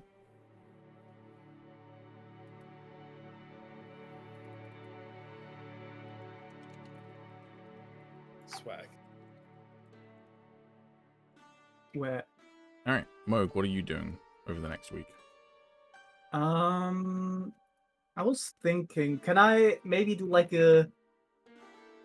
I mean, I assume it wouldn't be that big of a problem. Can I be like a mixed bag of doing 2 things at once, where I just go out, do my thing, like I did before? But I'll kind of try and roam around a little bit and look out for similar, like, propaganda people that are trying to shit on us, basically. So you're barging into public restrooms to see if there's propaganda speakers there. Okay. I mean, if they're in the restroom, they're free to do that there. I'm fine with that. Okay. Yeah, sure. Anywhere else, though? No. Yeah, you can just do that in addition to your downtime activity if you're helping with Yeah, volunteering okay. again. You doing the same thing of helping out at the the temple? Oh, yeah, sure. Okay, so that will once again be free medicine checks then. Medicines, yep. Medicine. There. First.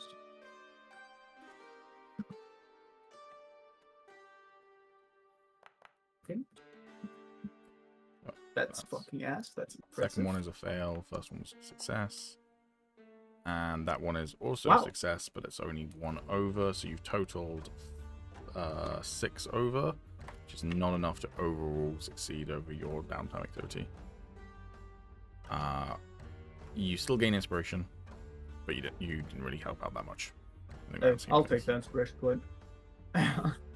Actually, no, sorry, you failed by 5 or more.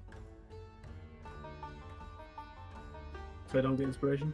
No, you don't get inspiration. Something else happens instead. I get beaten up for being ass. Oh no. Bro, I'm not even bad at medicine. Like, what the fuck? How do I feel so bad?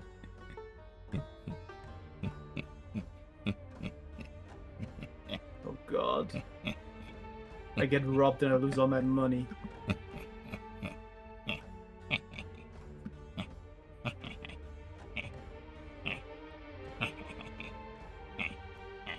I hate it here.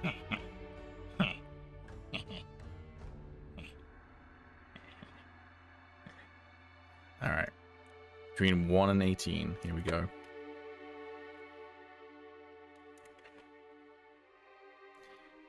That's a fucking nat 20 on my dice. Okay, well. 4. Alright. 1, 2.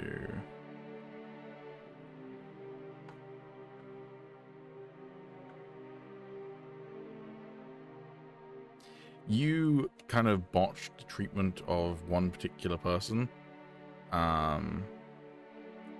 And that person, unfortunately, was married to a prominent farmer in the nearby lands.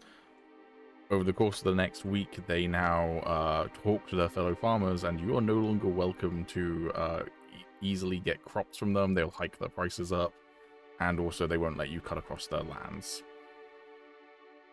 So you basically can't take shortcuts through their fields and what have you. Fucking wait to go.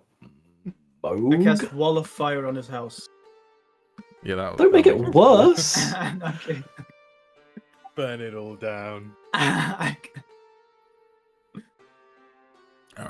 We'll Yeah, make well. our own shortcuts. Exactly, bro. You see the vision. Oh, if only the ruin was here. Yep.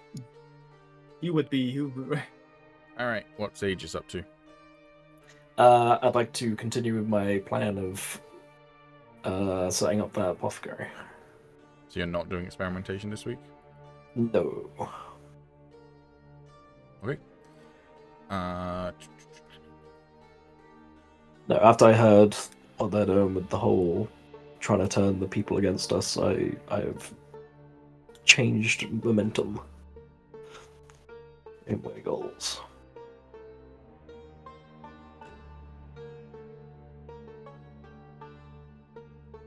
Okay, so first of all, and then I'm going to say you need to do alchemical supplies, which is an extended downtime activity. So, this is going to be an Arcana or Survival check, your choice. Mhm. You need to make 3 of them. DC is 14, and the goal over the course of the 3 rolls is 12 over the DC. Okay.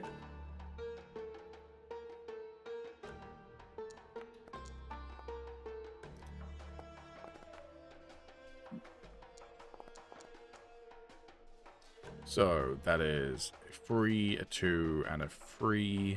So that is 8, which is not a success overall. So However, the DC was 12? DC was 14, the goal was 12 over. Oh. Oh, right, yeah. So on a failure, your toil and trouble don't go to waste, as your preparations are still helpful. You have advantage on your next attempt at this downtime activity and can attempt it again in the same period of downtime. So you can just try again with advantage immediately, basically. Oh, yeah. Sounds good. Which is interesting, but hey ho. Advantage on all rolls or just the first roll? All rolls. Oh, well. I guess I'll do it again then. However, if you fail again, it won't succeed, so. Okay. So 3, 4 even, and 9. So 9 plus 3 is 12, already succeeded, plus 4 is 16. Let's go. Very nice. Pretty pop champ. All right, you get to choose one of the following benefits. You can either gain advantage. No, sorry, not gain advantage. You can either choose to have the DC reduced by 3 when doing the Gather Ingredients Campcraft activity, which is a daily activity rather than a week activity. You can, when purchasing ingredients for your camp, you can add a +2 to the roll when determining the availability of ingredients and reduce the price of each item by 5 gold pieces. Or finally, you have advantage on one test of your choice within the extended test while undertaking the alchemy campcraft. So when actually making the potions, you can gain a advantage on one of the rolls. I'll go for the DC reduction for the gathering. Okay.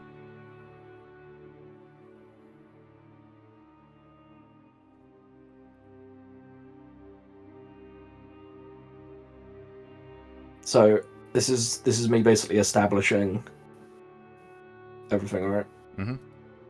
Because the end goal, I would like to try and have like a community-ran apothecary, which means that after all of this stuff in the city is done, there is still something going to be here for the people that doesn't require me to run it. Who did the armories?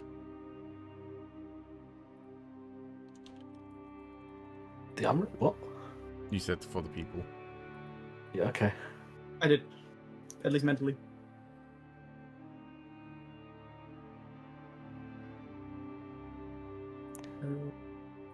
But yeah, that's essentially my end goal here, is to have like a community ran apothecary that once I step away from it can still run.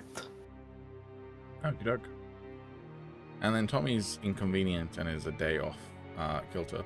So Soros. On the 1st of the month of Dawn, you successfully completed collecting your boulders. What do you want to do now for the next week? More boulders. Tommy. Perhaps you can make a gate, Tom? I reckon he's gone AFK without saying anything. A boulder's No. gate? Oh Make my 3 of God. them, Tom.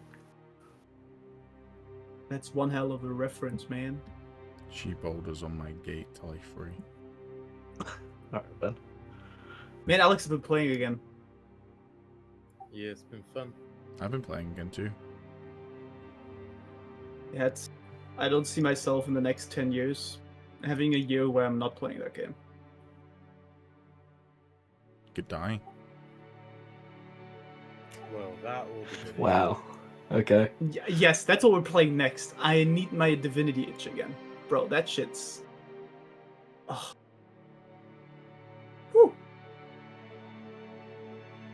Hey, They back. look so similar, but they hit so different. Yes, exactly. Apparently some supermarkets have started putting plastic caps on the top of like Red Bull cans so that you can't just open them without getting proof that you are over the age of 18. I Wait, mean, what? it doesn't really affect me because I'm over the age of 18, but that's interesting. Plastic caps? So... Wait, but how would that ensure that... It's like a lock that needs to be taken off by a member of staff, so you can't like open the can. Oh. You know, Yeah, access to like the security caps on alcohol. Yeah. We don't have either of those here. But then, we're an alcoholic country, so... Oh, I mean, to be fair, if a kid walks into a shop and opens a can and drinks that, it is like pumping pure poison into their heart, so... Well, it's like I do every day. to be fair, Alex, if we're talking about pumping pure poison into their hearts, they just need to exist within that world, and society will do that for them anyways. So Yeah, Very we're getting accurate. deep today.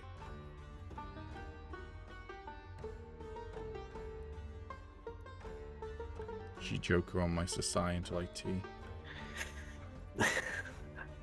Alright, man. I feel like I'm just wearing Calum down today. No, I mean, there's There's definitely a bit that you found funny recently that involves that, which is why you're using it. You reckon? It's currently the joke, the flavor of the month for Pete. So, Wow, I'm getting called out right now. Tommy, now that you're back, having not announced that you would be backing in the first place. I did. I guess no one heard me, but I did. Yeah, no one hears you if you're on mute, bud. That's up afterwards. The burns though. What are you doing for the next week? I will make work on my equipment maintenance for any civilian who wishes to help us out and wants to be safer.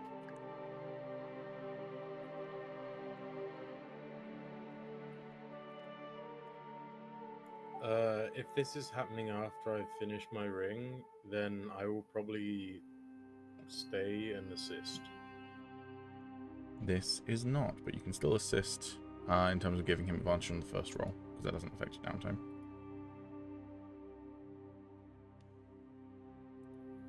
I can roll with the tools, can't I? Oh, I'm looking at what the roll would be. Okay. Is this going to be another 3-roll situation? Probably. No.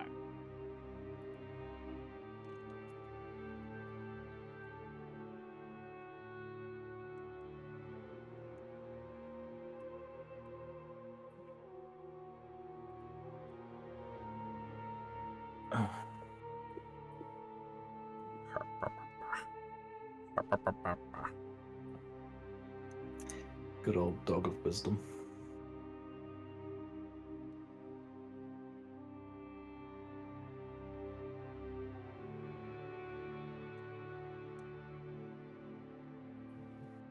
She-dragon on my dungeon till I 5e. Alright, that was dumb, and you should feel bad and remove yourself from the chat. Honestly. Never.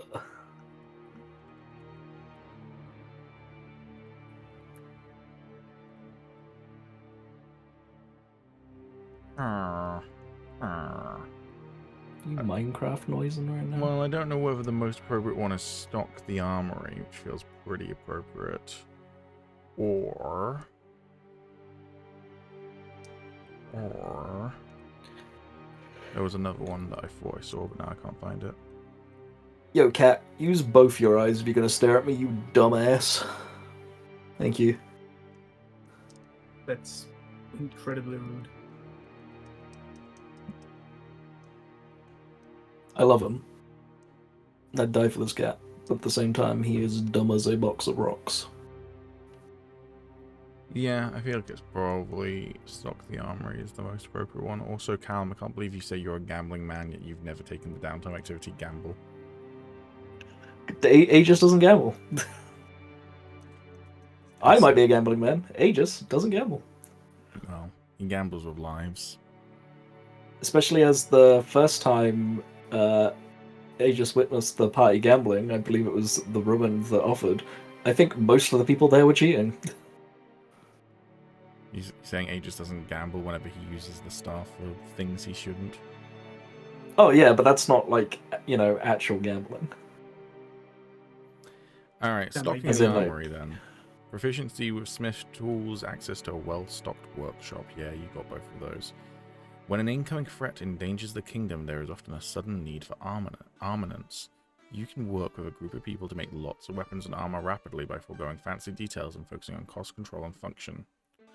At the start of this downtime activity, select one weapon from the core weapons table or one piece of armor from the core armor table. You can make as many copies of that weapon or armor that you have a combined cost of no more than 75 gold pieces. So, what weapon or armor do you want to make?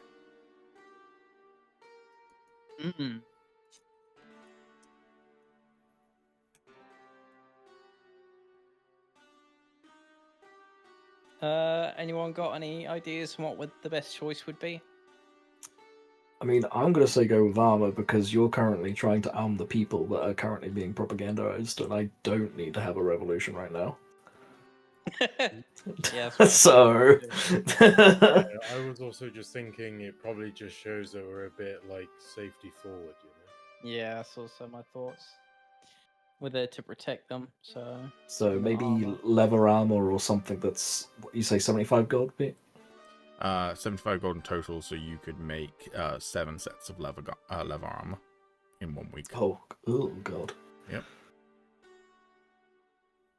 Also, I feel like people can arm themselves a lot easier than actually get like protective gear. So With padded armor, if you were to make that instead, you'd be able to make 15 sets of padded armor in a week.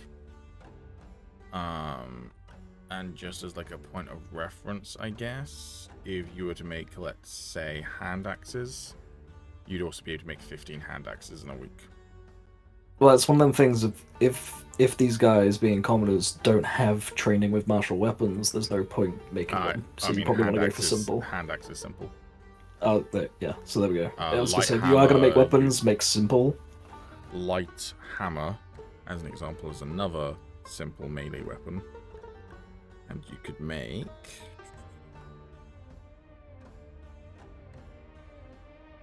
37 light hammers in a week. Well, I think armor is a better choice. Making 15 sets of padded armor and protecting 15 people that weren't before seems like a pretty good deal.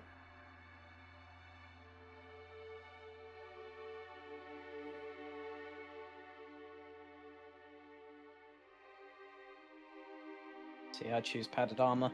Okay, dude. Give me 1 sec. Yep.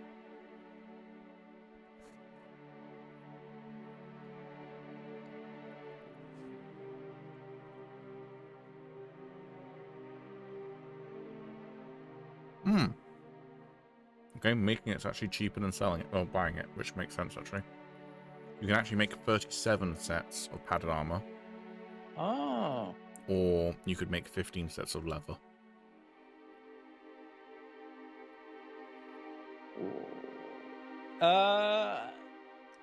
Can I get an idea of how many people take up the offer and come visit me?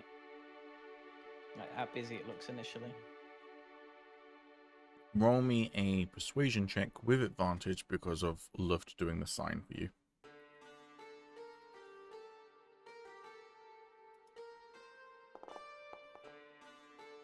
Nice. Lots of people are very interested in coming to you. There is still a handful of people who, because the sign says general maintenance, there's a couple of people who are like, hey, can you come help fix me wagon? Me wagon wheels. Yeah, I knew that was gonna happen. Me wagon wheels are all bent out of shape. Can you help me with me wagon wheel? It's melting in the sun. All of the jam's out with the chocolate. It's no good. Get sticky fingers when you're eating the wagon wheel. I mean, I could definitely note down people who need help like that, couldn't I? And maybe send someone off who isn't doing anything. Yeah, I mean, Luft's ring now does cold damage, so we could probably cool down the wagon wheel. Might obliterate it in the process, but you know. How much HP do you think a wagon wheel has? And when I say wagon wheel, I do mean the chocolate treat. What kind of HP value are we going off? Are we going off the US naval term, or? No, D&D. Okay, because the US Navy does have a term for HP, and it's how many 15-inch naval shells can that thing withstand? Bro, why do you know that? How many US naval HP do you think a wagon wheel has? Well, if how many 15-inch naval shells can a wagon wheel survive? We can't know this without someone like Mythbusters having a look for us. Well, I'm gonna go off a rough guess. It's 1. So you 1. think it can survive 1? Survive? Well, not 1, but take Uh-huh. fucking. But how many does it need to be shot for it to die? Have you seen the Instagram account where someone has actually been working out real objects' HP for D&D? Yes, because they're doing it off full damage, aren't they? Yes, by doing full damage. Yeah. So if I'm going off that one as well, I'm going to say also 1. See, here's the thing. I'm not sure that a wagon wheel would be completely destroyed by dropping it out of a window. I feel like it's the sort of thing where, because it's so light, it probably wouldn't. It would be like broken up. If it landed flat as well and not on its side, I think it could be quite hardy. Well, Yeah. Actually, that's where you're wrong. If it lands on its side, I think it's going to withstand it better than being flat. Here's the thing, there's enough like soft marshmallowy stuff in the middle that I feel like it would actually keep together. Like it would be cracked, but I don't think it would be like snapped in half or anything necessarily. I'm gonna agree with Tom. While landing on its side probably will mean that it's like less overall damage, I feel like there would be a more substantial crack on its side. Whereas on its like on its face, it'd be a couple of small cracks, sort of thing. I think it goes flat. As for its shell HP, I mean, you know, like the theory that, like in a movie or a show, that unless you see a body, that person's not dead. If a wagon wheel gets shot by a military shell, I don't think there's going to be anything left to find. So can you really say that it didn't survive? Also, when we're doing the naval thing, does it have to be an accurate hit from a naval shell?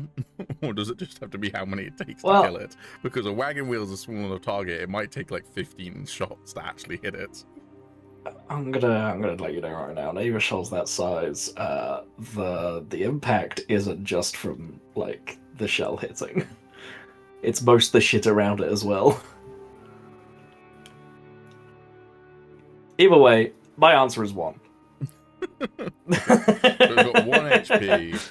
Yeah, I think Alex might obliterate it if he attacks it with his ring then.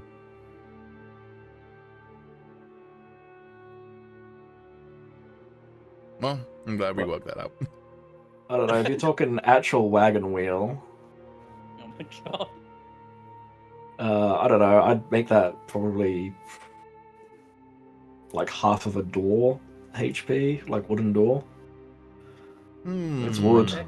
It's wood and it's structurally sound. Yeah, I would say it's probably more structurally sound than a freaking door. So Primitive than a door as well.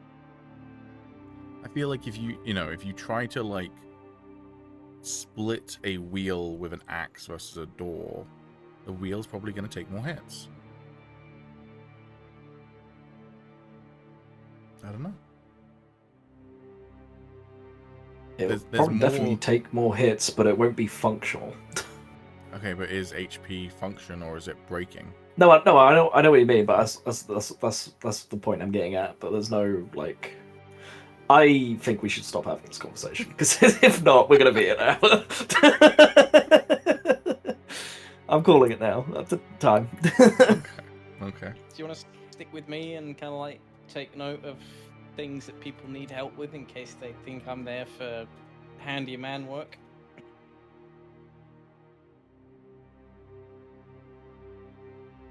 Alex? Oh, sorry, I didn't realize you were targeting that at me. Yeah, I can do that. Yeah. Alright. Alright, there's a lot of people, so 15 leather armor isn't going to cut it, right? Well, like, if you're looking for things to cut it, then I wouldn't go with armor at all. I'd go with Oh weapon, my personally. fucking god. Oh no. Okay. You know what I mean.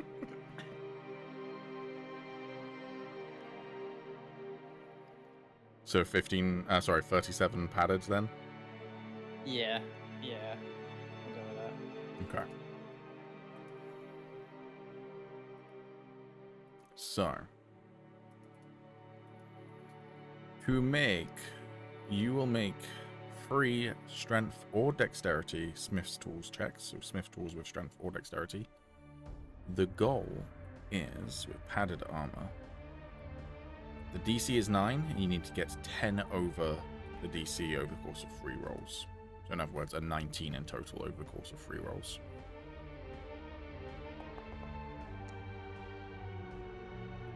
That is a fail.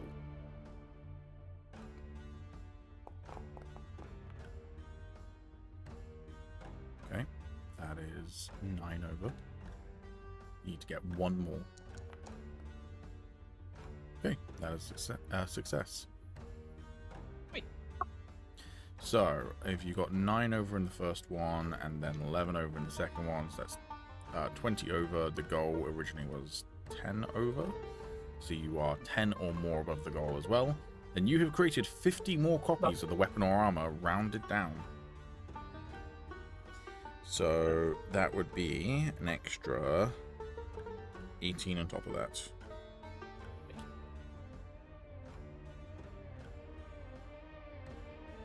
Just speed sewing.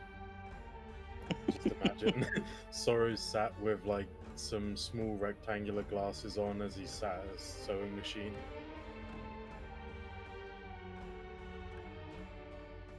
Taking all that Agis anger out of that wood. Goddamn. All right, you have oh no, not 15. My mistake. 55 added armor on you. I just put it straight in my inventory. Yeah. Oh, God. Hey guys, he's now 624.8 pounds of carry right now, out of a total carry weight of 225. Oh god, he decided to wear them all at the same time. He's crawling over the floor. I'll start handing these out to those who need it.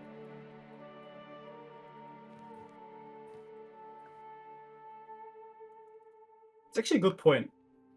If you know when someone gets like cast like the enlarged spell on them, like all, the gear also gets bigger.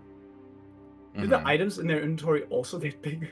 I believe when you cast enlarge, everything enlarges with you. Yes. Yeah. I've removed the 55 sets of padded armor out of your inventory.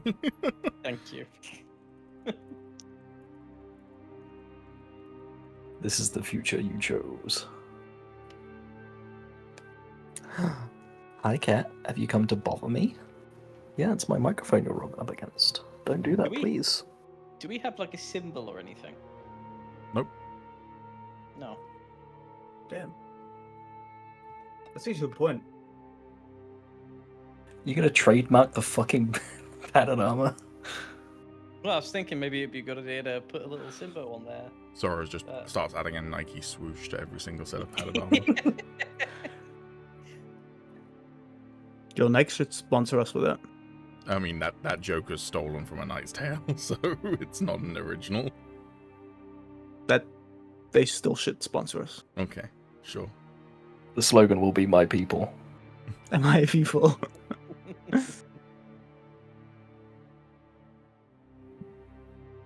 Alrighty. Anyone doing anything else over the next couple of days other than their downtime activities? No, just my downtime activities.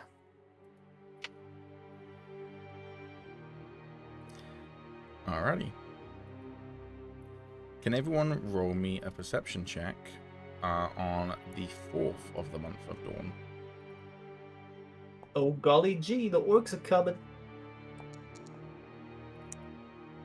I'm a little busy.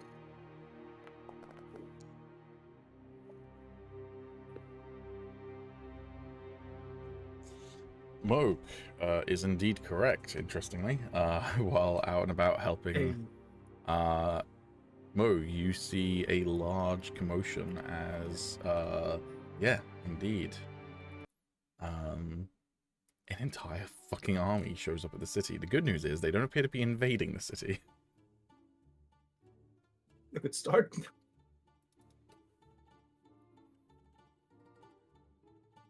Well, I will go and greet them then. Let me just redo that real quick. Because for some reason his name's not showing.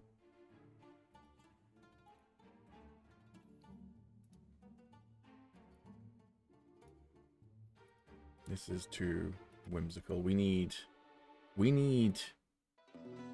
Sure, this will do.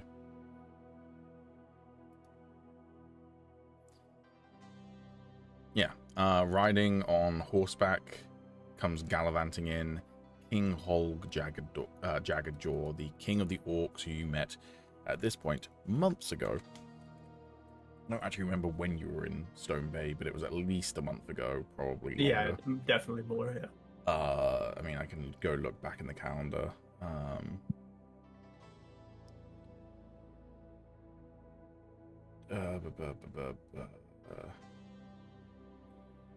You arrived in Stone Bay on the 8th of Dead Month. So it's nearly 2 months ago that you first arrived in Stone Bay. Okay.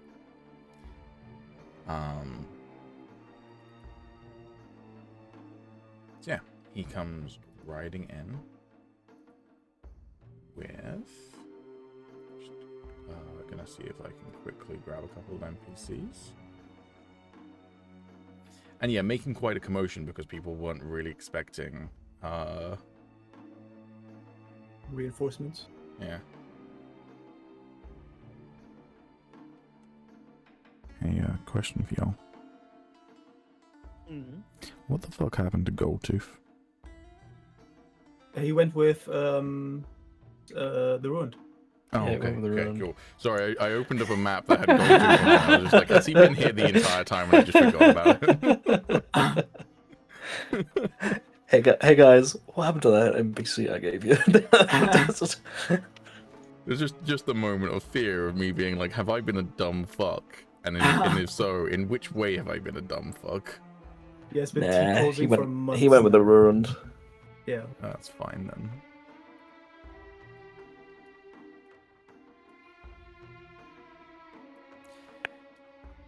See, every now and again, I'm like, yeah, I'm a dungeon master who barely takes any notes because most of it's just in my brain, and that's fine. And every now and again, I'm like, maybe I should fucking take some notes once in a while. How fucking nice. Yeah, maybe when it's getting flooded by similar information from another game.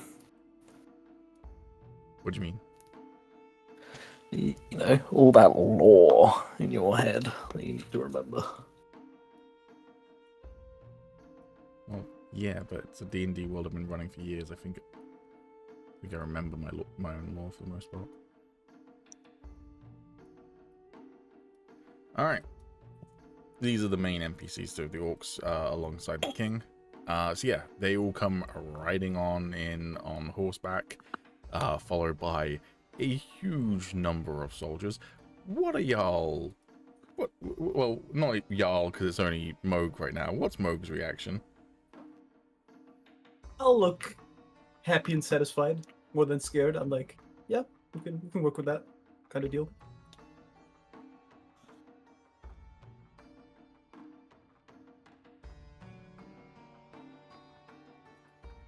Do you greet them or do you just kind of like? Oh yeah, absolutely. No, that was just my initial reaction. I'll walk up. Obviously, address them in Orcish since I can speak that. Which I feel like I've left a really good impression on the king last time because I could speak Orcish, so that might be bonus or whatever. And yeah, I'll say greetings. I hope your travels haven't been too harsh on you. The oceans were rough, but the desert was rougher. Well, now that you're here, I'm sure. More warm and unrelenting than Stone Bay. Well, let's hope you don't have to linger for too long then, eh?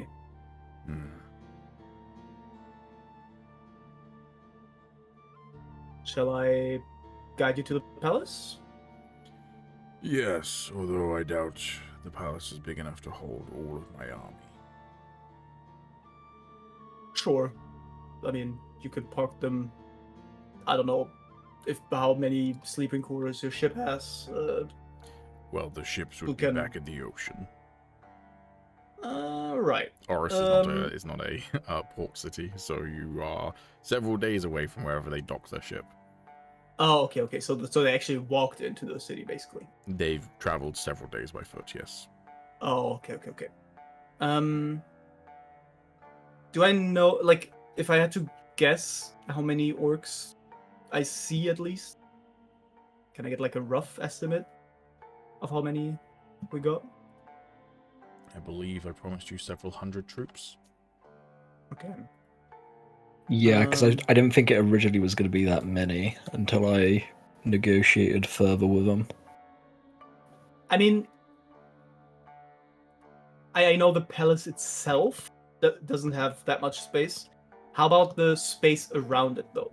Courtyard, any outside area of the palace? Like, could you make like little camps outside? Yeah, For on the them streets to- and such like you could as well. Yes, I mean several of them can live within the palace, palace grounds and what have you. But like Mhm. overall, it is not big enough to house an entire army. Okay. Well, the only thing I'd argue is now that we have these soldiers, the city guard can be relieved of like watching the walls and stuff, and we can house at least most of them when they're on duty to be basically guarding the walls, which should relieve us for like most of them. If you get what I mean? Yeah, that Yeah, makes we don't sense. need separate sleeping quarters for every single person.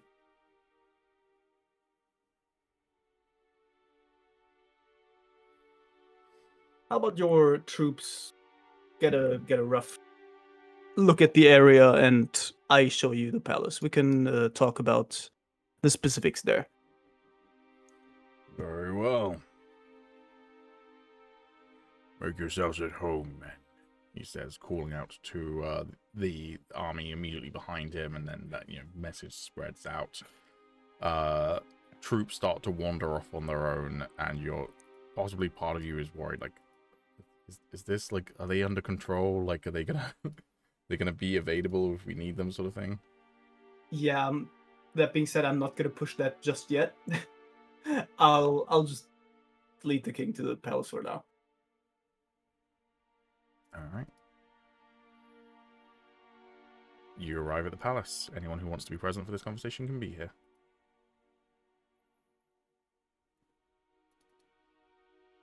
I'll be there.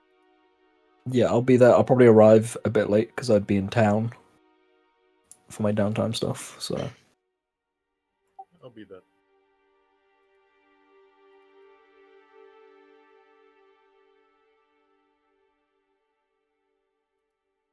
All right. What do you all do when the orcs arrive with Moog in tow?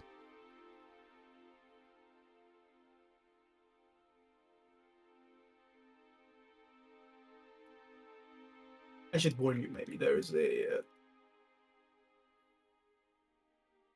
big certain something in the hall, and we might need the approval of someone specific to tell Big Beastie not to eat you alive. I say, like, I don't know, 100 feet away from the gate, I guess. That's cryptic, says Hulk. You'll see what I mean once we get inside.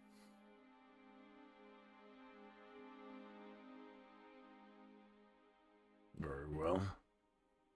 I'll kind of like snoop my head around the corner to see. I mean, obviously the dragon is there.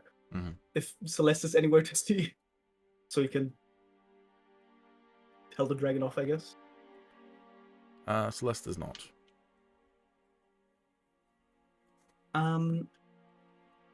Has he ever mentioned that we have that power over the dragon as well? Like, can we tell the dragon, hey, oh, these are friendlies?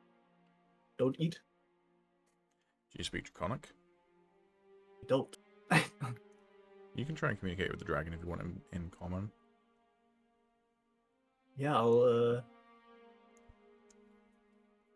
I'll carefully invite them in, I guess. And I'll walk over to the dragon and I'll kind of try and soothe it and make it more relaxed in case it does get a little bit like defensive. Might get.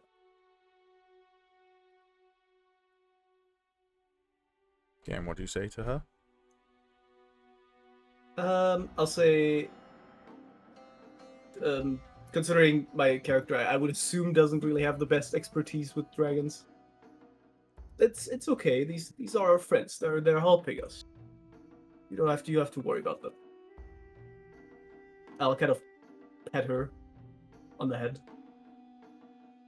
I'm going to need you to roll something, but I'm going to let you decide what you think would be the most appropriate roll. Okay.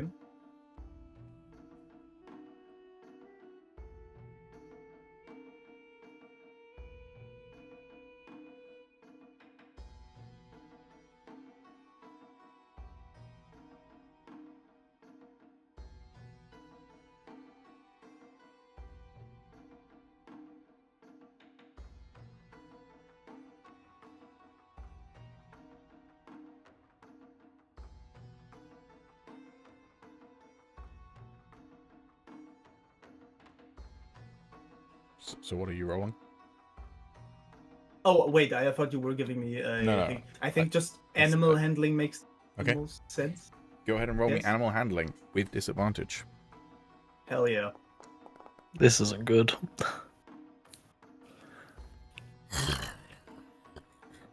Uh, A little bit of smoke I- emanates oh, yeah? from her nose as she growls at you, as you say that and try and pat her head.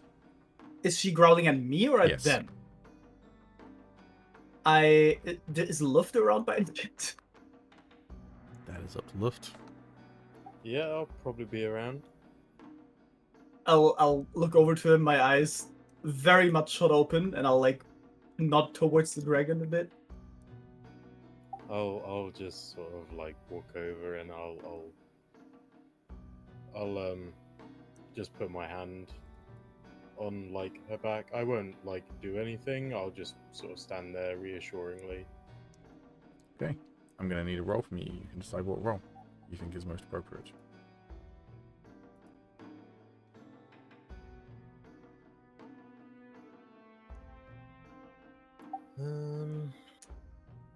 Let me have a look.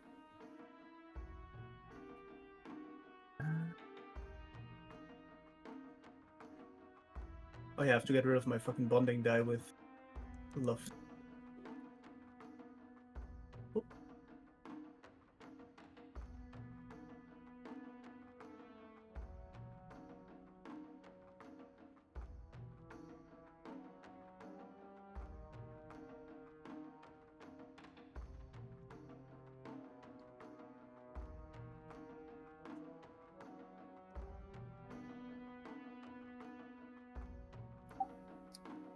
I am.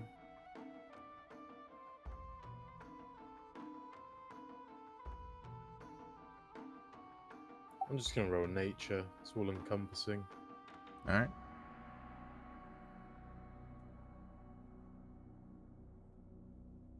Okay, that's She simmers down and goes back to lying down. She glowers through one of her eyes at Moog, but she doesn't seem to be aggressive anymore. yeah, you can see a big glob of sweat running down my forehead.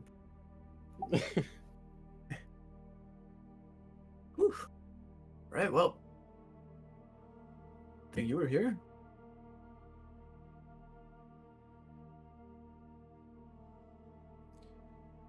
But yeah, those are our guests we've been waiting for.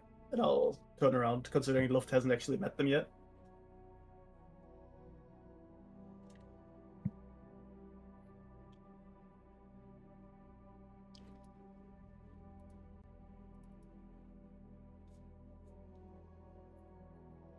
She is a beautiful creature, says Brack Shadowbite, this one here.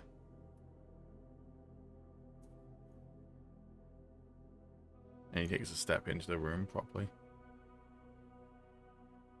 A red dragon, one that breathes fire, yes? So they say, yes.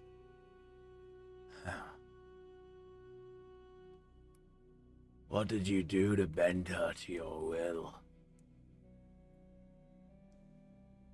Don't think it was very forceful in this case. It was more of, if I understand correctly at least, freeing her from her former owner, I guess. The best way I could put it. Or captor, maybe. A free dragon, willingly submitting as a pet. By the way, this conversation's taking place in common.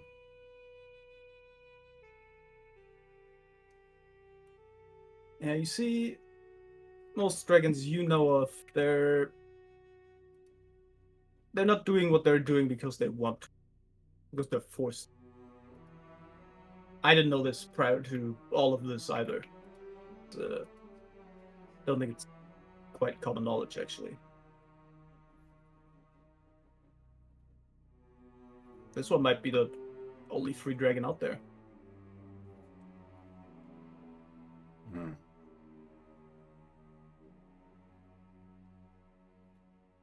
Fair enough. And who tamed her then? Well, it's a man that actually stays with us. He's not here right now. Maybe Luft knows where he's at. He's usually at the palace, so I figured he would be here, but yeah, you will definitely meet him soon enough. He can tell you all the details of how and when and why he did it.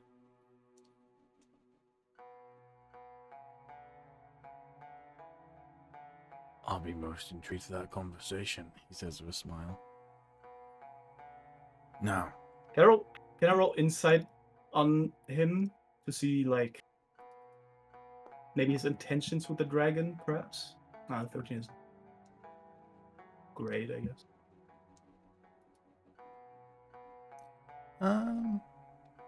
With 13, you get the sense that he's a little bit dismissive of the idea of her being actually free, and is more viewing her as a weapon rather than a creature, you know? Mhm.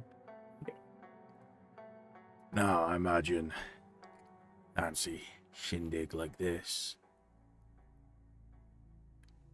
unless you're drunk and the place dry, there's probably a lot of booze. There's probably booze all around the palace. There is Excellent. definitely booze in the cellar. Right. He starts walking off to the cellar, and as he does, he walks past a pedestal with like a ceramic jar on it with, you know, painted depicting some sort of historical event, and he just casually pokes it and shoves it off of the pedestal that it's on, smashing it onto the ground. Again, I feel like I'm the messenger here, so I'm not gonna actually say anything. Also, my character quite frankly doesn't really give a shit, so yeah. So I'll turn back to the king. Should you want to wait here, and I'll go get the rest of the people? Sounds good. All right. Well, make yourself at home, and I'll wander off to places where I would assume people are. You can just gather everyone, it's fine. Yeah. Okay. All right. Everyone is gathered to come meet the King of the Orcs.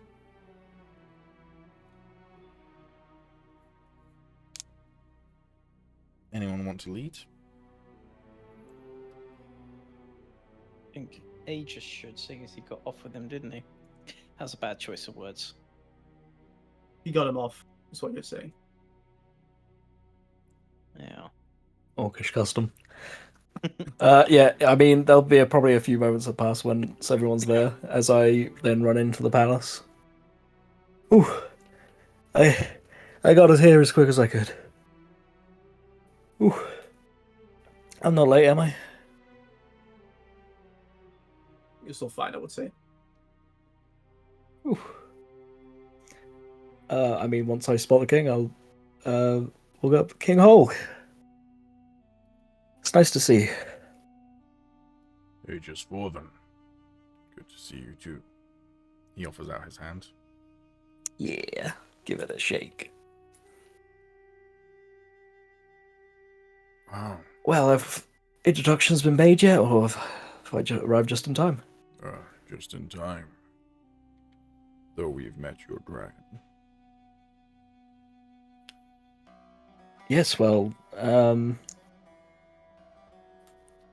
in that case, a proper introduction should be made for, and I'll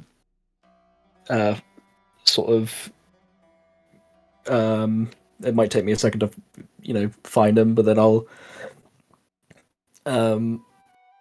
sort of lead my hand to where Celeste is, and I'll say, this is Celeste, our sort of de facto leader of this group, the person I was speaking on behalf for in our negotiations. Celeste will offer his hand to Holg. And,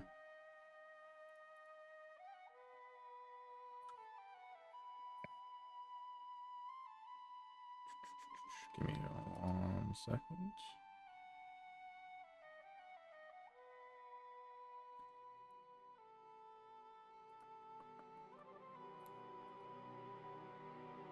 once. Wow, fuck you, Sarah.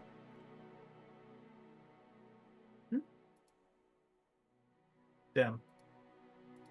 Tell me to fuck myself because I'm foreign? You said 1 second after I said give me 1 second. Well, then you should have asked for 2. Wow. I'm going to install the module where you actually have a timer to take your turn during combat, and if you don't meet that timer, then your turn gets Yeah, if skipped. you don't do it within 6 seconds, you're fucked. Yeah. Thanks, Pete. Holg will look Celeste up and down, and Holg is probably in his 40s. He's a well-established king. He's physically quite fit still, but you know, he is, as I say, like a well-established king who's not exactly young anymore. And here he is looking at, frankly, what could be perceived as being a boy still. Celeste is 19, right? I'm sure Celeste has seen more than his fair share of action, but like, you know, At like a first glance kind of thing. yeah. I was gonna say, can I get a bead on this from the sort of first Yeah, impressions? so as Celeste offers out his hand, you start analyzing as Holg is clearly like taking measure of Celeste before shaking his hand. And then Holg slowly offers his hand to, well, slowly takes Celeste's outreached hand and shakes it. As they're shaking hands, I'll not whisper, but just sort of in a quieter sort of tone in Orcish, just say,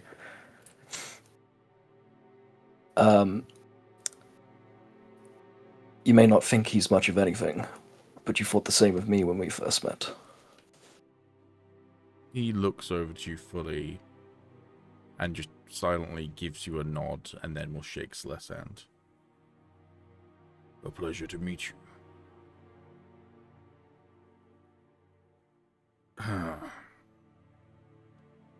I am glad none of you decided to bend the knee. Never really was one of much pomp and circumstance. So, give me a tactical appraisal, he says, releasing Celeste's hand and walking to the center of the room. What exactly are we dealing with?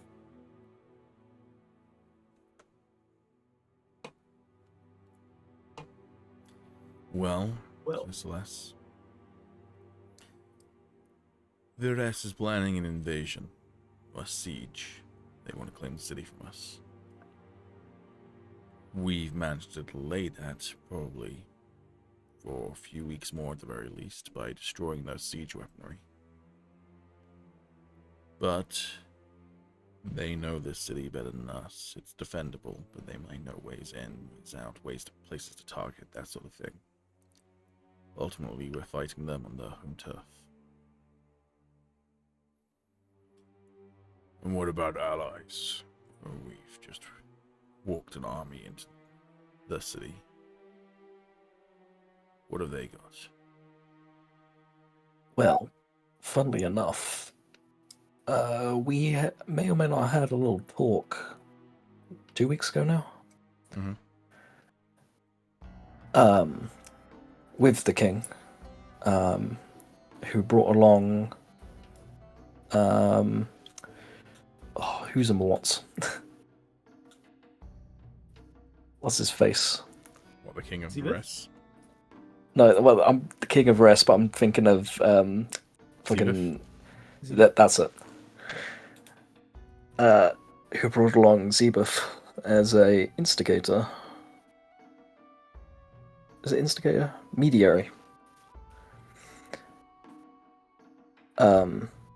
Maybe as a show of force as well, to show allies that he had. However, Zebuth quite unexpectedly removed himself from the equation. Backing out, so to speak, of his support.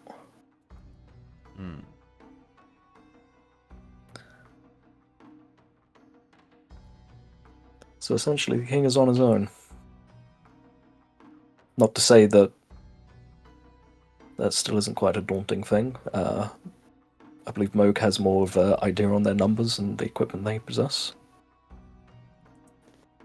It was also, quote unquote, just a couple hundred troops, right? Yeah. So we're not like completely super outnumbered at this point. You're probably pretty evenly matched in terms of numbers now. Okay. In fact, Yeah, you would probably outnumber them at this point, to be fair. Okay. I mean, before the orcs arrived, we were pretty heavily outnumbered, but I would say now, and with the city guard, I would say we're pretty even. Maybe even if we look at it a little bit more open-minded, maybe even outnumbered them a little bit. And considering that we're the one defending, I would say for now at least our chances are looking, well, not completely hopeless, I guess. Any of you ever been part of a siege? Not part, but I've read plenty about them. Us outnumbering them is good, but in a siege it might not matter that most if they can starve us out. Which is what they will aim to do if they can't breach the walls. We're trying to mitigate that as much as possible. We are in league with the local criminal organizations. And hopefully have come to a good conclusion for trade routes or escape scenarios, if that happens.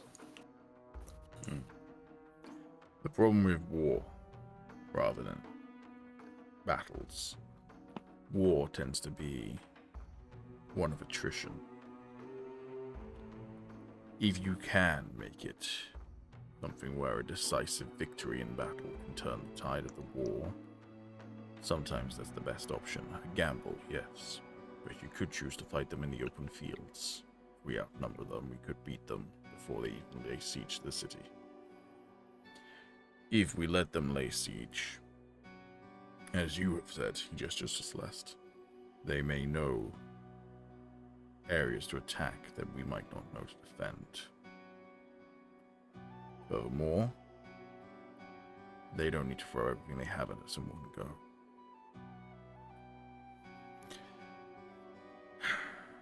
I'm assuming you've sent spies. Raise my hand. That would be me, yeah. What are they currently planning? Well, it's what I basically destroyed. They were building their siege weapons. That's obviously their big goal. Prior to that, obviously, they had help from Ozmore, which is now not happening anymore, obviously. So I think they're putting all their cards on the siege. I think what From what I Moog can means tell. to say is we have had short-term surveillance, but we have yet to embed any longer terms resources such as that. We have also made contact with one of their inquisitors. It's remained to be seen whether he'll be an asset, but if he comes through, it could turn the tide.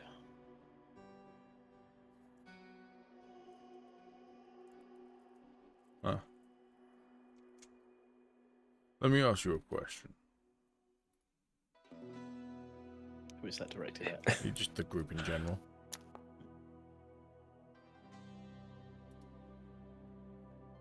Ask away. Would you rather try and raid their camp, maybe in a few days, burn it to the ground, attack them while their pants are down, but again, risk having less defenses, or have them come to us, but they have more time to prepare as they wish?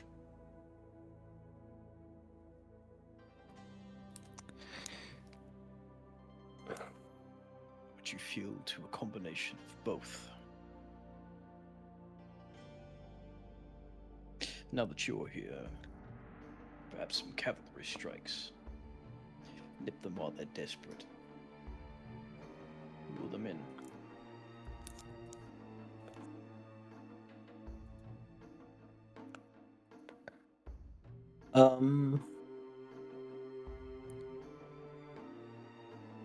I don't know whether it's worth me making an intelligence roll for this, but I kind of have a theory in my head, and I don't know whether it's a smart decision. Let it be known. Oh, It may also be worth mentioning. oh wait, no, never mind. I don't say that. I don't say that.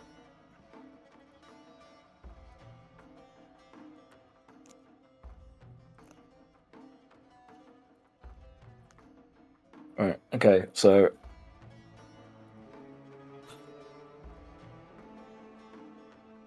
Yeah, I'll sort of start muttering as I'm sort of, thinking out loud, basically. So sort of...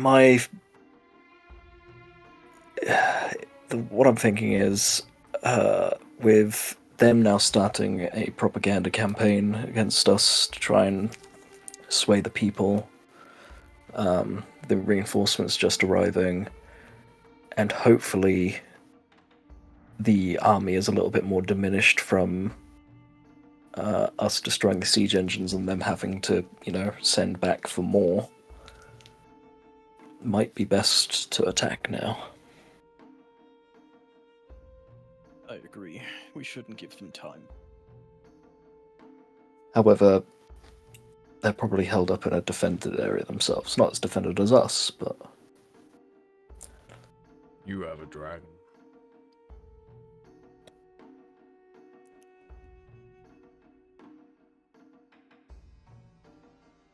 It's whether we're comfortable using said dragon. I doubt they were expecting us having an army at our backs today. That is a good point. They hopefully have no clue you're in the city yet. And even if they do, were to strike rather quickly, they probably don't have enough time to prepare.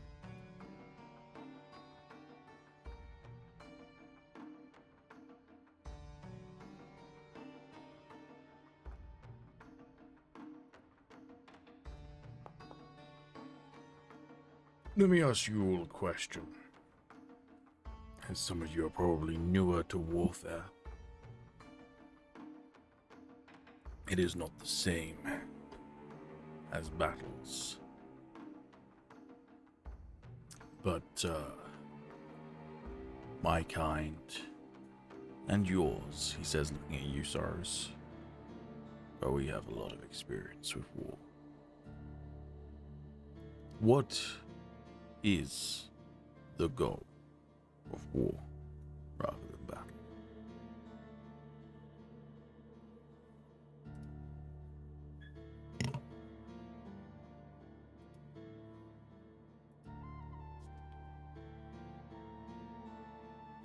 To defeat the enemy at any cost? But also be ready for the next. And how do you defeat the enemy?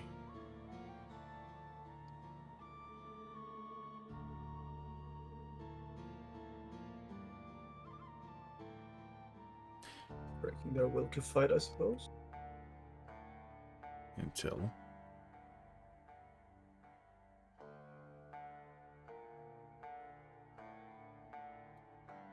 How does every war end? In defeat for one of the parties. Okay. Again, I asked the question, what's the difference between a battle and a war? A battle is very easy. We fought a purple worm together. We defeated it by killing it. Do you plan on killing everyone in that camp?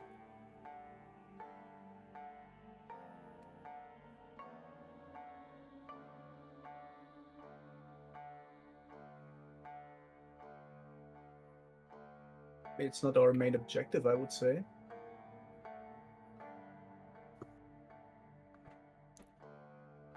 Better to aim for the head. In war, you will never have total victory. You beat down the enemy until they submit, until they're willing to sit down and talk and surrender ground, whether that's literal ground or metaphorical. There is a reason why, despite my kind and yours fighting for centuries, he says, looking at you again, Soros, neither one of us has never annihilated the other.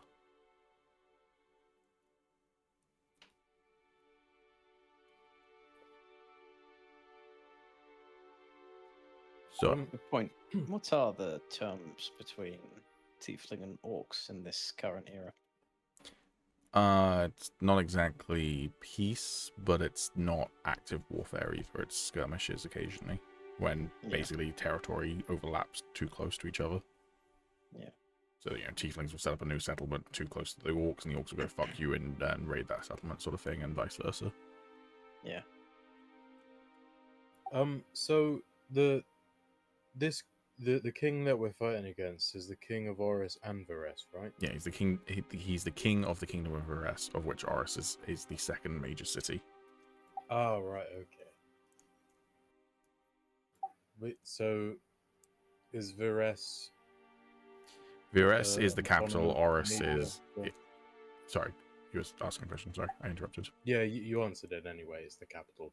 Yeah. All right. So basically, if we take care of the king, we could just send Celeste along to be like, yeah, I'm claiming the throne now. Potentially. Maybe some politics involved. Yeah, but we can get there. The reason why I bring this up is that if you decide to raid the war camp today or tomorrow and you lay siege to it, maybe your dragon burns down their tents and you fight and kill many of them, do you think they will surrender?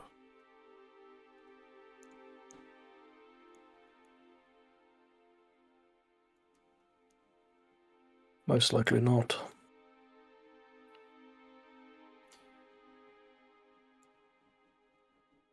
What do you think they would do? You need to predict what the enemy would do. Let's say you kill half.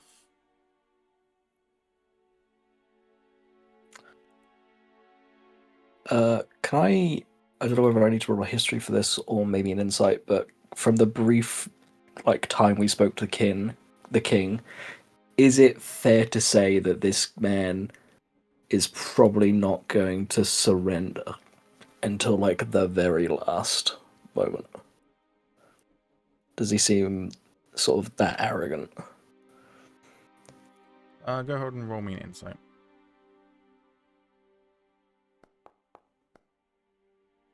You feel like you got a very good read on him.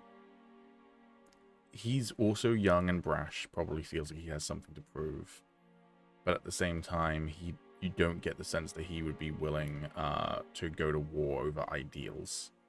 Right. So if instead of because I assume he thinks peace would be him losing his kingdom.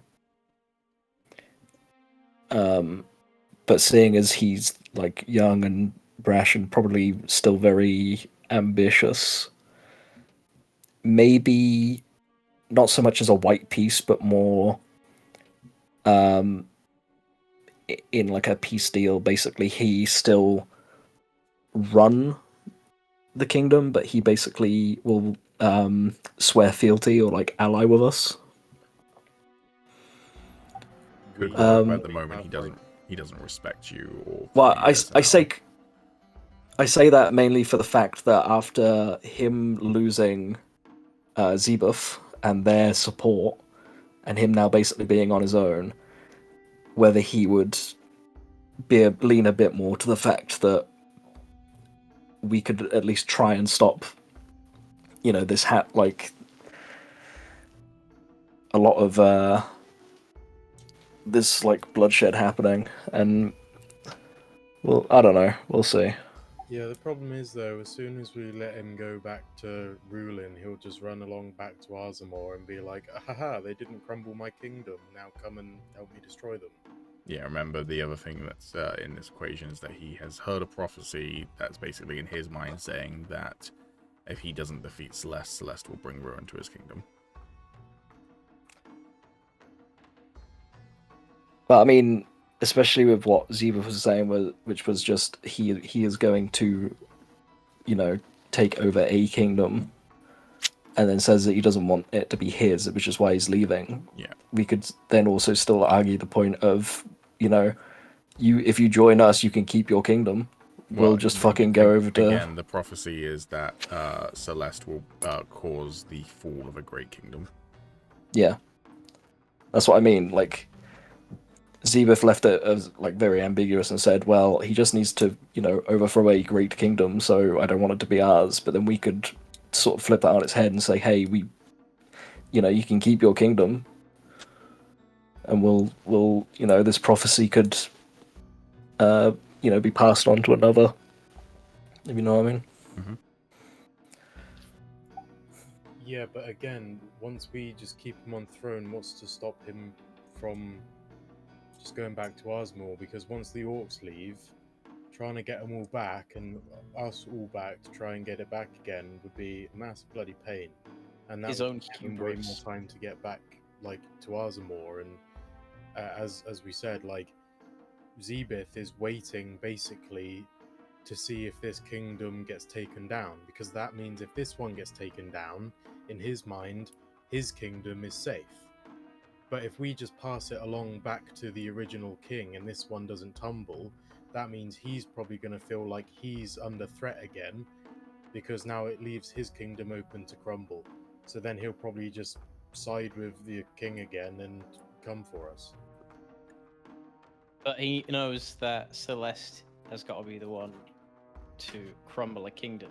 So what Calum is saying is that if the king feels that his kingdom is still his, he's gonna get desperate to side with Celeste, knowing that he could crumble his kingdom if he wanted to, but he's gonna help him make sure it's Arzamor instead. So it's a show of your kingdom could end at our hand. The whole kingdom at his command against us, Yeah, right. with Calum is saying we make the point that we can end him. Celeste can end him, but we chose not to, so the prophecy still isn't complete. He can avoid that fate and instead pass it on to Arzamor. And that will be why Eladrin's been to help Celeste, because he can avoid that fate instead of tempting it. I mean, I understand where you're coming from. Fair enough. I disagree, and if I'm outvoted, then that's fair.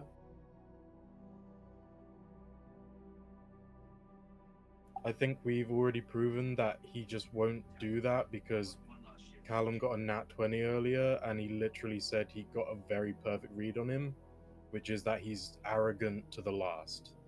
I don't think we should be pinning I any. don't think the word was arrogant to the last. Not betray us. I mean, Pete did specifically say that he wouldn't go that he wouldn't put every last dime on his dying breath. He's a very proud person. The whatever, exact but he's reading not- or the exact info I gave is that he is young and brash and feels like he has something to prove, but also he doesn't believe that ideals are worth going to war over. Yeah. Someone's phone is too close to the microphone. Sorry. Get a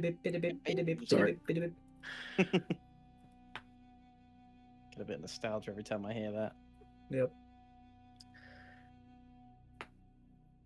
I mean, yeah, we can just go and ask him to hand the kingdom over then. We'd have to kick his ass a little first. Just Yeah, but yeah, I mean, if that is the case, if he's really that avoidant of war, then yeah, hopefully he'll just be like, yeah, sure. Because originally I was going to try and make the point while we were at the peace talks, but after Zebeth leaving, the guy got real fucking pissed and basically was about to sick his guards on us. So it kind of really wasn't the place to be like, hey, no, we can just talk about it. I mean, also we can't forget two things. First of all, I mean, I also have a feeling that the king is not on best terms with Zebeth anymore after he just fucking left him to die, basically. That's one point. And second of all, I mean, we kind of can't forget the bigger picture that this is just like a small plot point if we look at the fact that what we actually want to destroy is Azamor. And I mean, this could, at the end of the day, be a potential new ally if we play our cards right. Like, I'm not saying just trust the king completely and give him all power back. But that's how I'm saying it. What I'm trying to do is best play him in the scenario, which is, you know, like a brash fucking young king that wants to prove something. We can straight up be like, hey, you know, ally with us. You can keep your kingdom, and then, you know, we'll be taking on Azamor. Like, you know, if he was to join us and then assist us with this, he would be a king that, like, basically led his people to take down this big sort of threat. True. Also, he didn't really seem super stupid. I mean, I feel like if we can prove to him that we can beat his ass once, I feel like, I don't know, doing that over again at some point and becoming crazy again, that doesn't really add up in my head. Of course, if, as Alex says, he would somehow get the help of Azamor back, that's something different then, of course, but yeah, I'm not sure how likely that is to happen, personally. The other thing to keep in mind as well is that going around killing kings isn't going to do very good for our reputation. That's true. I mean, I didn't say anything about killing him. Or just dethroning kings, because there is like a political play to it all as well, and that wouldn't be looked very highly on. And people would probably look at us worse than they would Azamor. So I guess the question is, do we try and talk to the king before we take out these fuckers, or after? I would say after, because let's face it, we've had talks before, and even if we had another talk, it would just be, yeah, bring it on, dumbass. And then we beat his ass, and he'd be like, oh no, what is going on? I think it's better to capitalize on the momentum we've got right now and make a hit, make a point, give him a reason to actually listen to us. Yeah, we're talking about this like we've already won. We first have to win, then we can decide. The only thing I will say on this is I'd rather not take out like a couple of hundred of his men and then be like, hey, ally with us, because he's, you know, we need all the strength we can get. So a show of force, kind of have to make a point.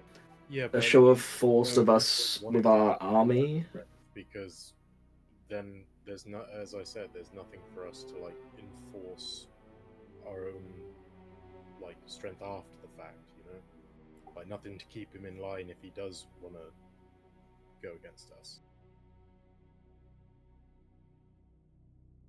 I mean, we can, yeah, true. I mean, other than the fact that if we, you know, show up with this new orc army and dragon. Yeah, I mean, again, it's fair enough, but like the orc army isn't going to stay indefinitely, and like we're obviously going to move on. We can leave like a couple of people maybe, but again, like it's not enough to keep a king who, again, will pretty much have like rule over. Maybe not, because we've paid off the guards. But if they need to keep up face, then yeah, I don't know. I still think it's very risky, but I do understand where you guys are coming from. I think it's just a difficult situation. I don't think there's a perfect outcome to this anyway, especially since, let's face it, Peter's our DM. He's gonna probably throw 17 curveballs our way anyway. What the so fuck? Whatever... I'm just catching a now that is just mean, Samo.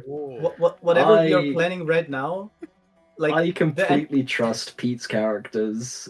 And like there's, but by the time we've gotten to the king, there's gonna be 10% of the plan left. Do you want to know the worst part about that? Samo started to say that sentence, and I went, I guarantee I'm gonna catch a stray here. He's rather than saying it doesn't matter because you know the world is like realistic, and you know all best plans, and he's just like, nah, fuck Pete. I definitely have never offered second chances to most characters that have been considered evil, and they have definitely never stabbed me in the back. Exactly. So how about we just go with our guts, go beat their ass a little bit, until the king decides to do something, and then we can make a decision, because then Pete has less of a chance to kick us in the butt.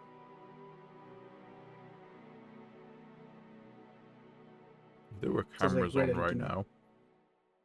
now. I'm not playing D&D, I'm playing Pete right now. It's crazy. I have full trust in you, Pete. You may have broken my heart many a time, but I still trust you. I believe in you. I trust in Pete's ability to throw shenanigans our way. Right, so we're all agreed that we're at least having a battle. Yeah. Alright. Yes. The question is, we wait for them to come to us and we defend from a defensible position, or we attack them when they have the defendable position but try and catch them by surprise. I mean, to be fair, from what I've seen in their camp, they're camped there, but not sure you could really call it much of a defense.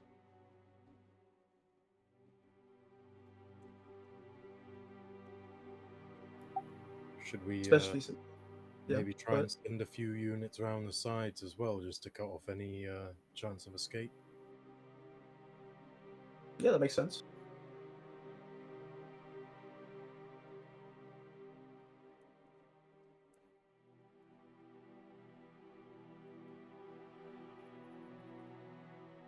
Okay.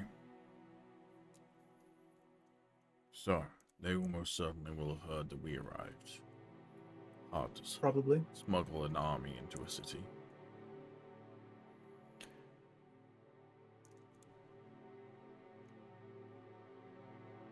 You will need to leave some people behind to defend the city should they decide to do a counterattack while we're here. We have the city guard. City guard can stay. That should be enough.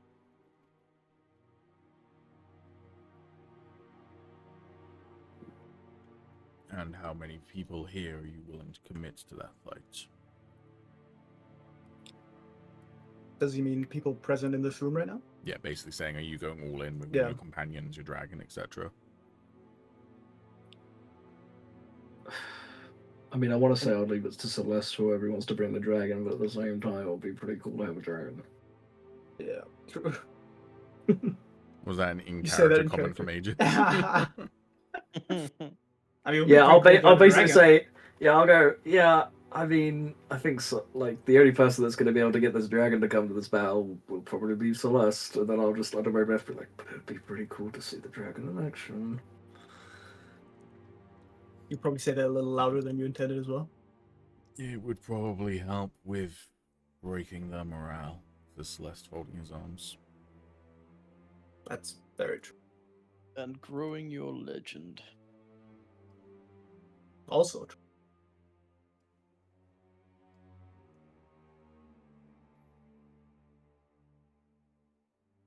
Well, I mean, we also can't really force anyone to join, so I guess everyone who wants to join can join. The rest can stay here. Yes, says Dai. However, most of us are what are known in common parlance as NPCs, meaning that we don't really make decisions for ourselves, and if you want us there, we'll go there. Never really heard that term, but yeah. Maybe I'm too old for that. Yes. Moog, you radiate player character energy, but Samo, he radiates NPC energy. Who's Jesus that? Christ. Whoa! Who is- Yo. Who's that Samo person? Yo. And is he wildly attractive? I can see beyond the veil, says Dai, looking at the camera with his blind eyes. Oh god, Naked right now. he's naked. With a sweaty butt. All right. I'm not Yeah. gonna Do you disclose want to how bring accurate all that of is. your NPCs with you? Are you putting all your eggs in one basket? I don't think that's a good idea. Yeah. I personally think we should leave Fiennes in, just because he has his griffin, and I think it would be good to like look out over the city. But he could also look out for people trying to like get a message out, basically. Like, he could pick off single people trying to leave, you know? I'm going to tell you right now, Samu, if they've already got people inside the walls, someone has definitely already left to tell them about the orcs. Yeah, fair Like, enough. But also, the Enzin was a captain of the guard, so leaving him with the city guard just seems like That's- great. Yeah. That's actually a really good point, yeah, okay. Okay, so leaving Fiennes behind. I mean, root beer can stay as well. I also really don't want her to die, so that's also a reason. Any objections I to root wanna- beer staying behind? No. Who? Root beer. I'm joking. She will make it to level 17 and she will cast Wish at one point. I want to bring Shirogane just because I want to see more of his demon mask shit. To be fair, I will say this about his demon mask shit. He can wear his demon mask whenever. The demon mask literally has like one actual like thing that it can do. Like it has a passive that happens when he's wearing it, but beyond that, it has one thing that he can actually do, like one power, and it's once in the wearer's lifetime. So Oh no way! yeah. Oh shit! Well, I don't know. That might That be would the be a once dope in a finale. lifetime opportunity. Yeah. I mean, he's still a strong frontline fighter. so- he is, yeah, I think we should take him as well. I am a bit torn on Tarek. He's strong, and we might need him, but he's also like, he's very good with the people, right? Like he's kind of like a hero on the streets, basically. He's helped out around the area, looking after the downtrodden and such like, And he's pretty sturdy. and he's a local. Yeah. Maybe we I should mean- leave him behind then? Yeah, I think that's enough for people being left behind, right? Like 3 people. The rest can just come with us. Die, Kytheria. I feel like Fucking- Dai is Well. gonna piss Celeste off though. Yeah, but Die, like, bro's gonna cast, How- I don't know. However, Die has fireball. Yeah, Die has I'm gonna fireball. tell you right now, Die Like- has fireball. Like I know, but like I just fucking hate Dai. Also, Die isn't going to be pissing off Celeste if Celeste is on top of his fucking dragon. No, Also, a very he good will point. just be pissing off Alex. Yeah. Imagine Dai just sat behind Celeste and the dragon with his hands wrapped around his waist, holding on for dear life. Gonna say, oh, you're gonna become a great king. Celeste hopefully letting him go. Whoops. Slipped. Well, I was gonna say, well, maybe you're in luck and Die dies in that battle, but I think canonically that doesn't really make sense, so... He could always be hospitalized, I suppose. Anything's canonical if I will it enough. It could be another time duplication of Dai. True. Another? There wasn't one to begin with, but okay. I mean, we don't know that. So we're taking Kytheria, Gion, motherfucking what's his face, Shirogane. Are we taking Kytheria? I mean, that's up to you, I guess. I just figured we're just leaving 3 behind and the rest is coming. I think I might need to have a conversation with her. Also, is the plan to go tonight? As in game tonight, not real life tonight? Well, I think the Uh, best idea would be to actually let the troops rest for at least a little bit Mm. and have them eat and shit, because, I mean, as the king even said, the heat and stuff probably made them a little bit... It took us a few hours last time, right, to get to the camp? It's When an we hour and a walked? half, roughly. Hour and a half, roughly. So I feel like at least waiting the night to make sure the troops are rested and then heading out Yeah. at like first light is probably a play. We could give him a chance to surrender before even having to fight by also making a statement. Like, we could send him a message, like, just a couple of hours ahead of time, being like, That would prepare them, you know, though. like, I mean, literally, like, a couple of hours. They're gonna know that we're coming anyway, and just be like, you have a chance to surrender. Like, If you don't take it, you will perish. And then just like line our army up in front of them. We can also send them that message once we have established our troops and they see the full brunt of what we're going to attack them with, and then we're like, That's hey, very true. last chance. It's That's- not. I think that it's might not be a better idea. unusual before a big battle like that to have a one last parlay, and then Yeah. it's like, all right, bet you're still, we're still doing this. All right, we're still doing this. So.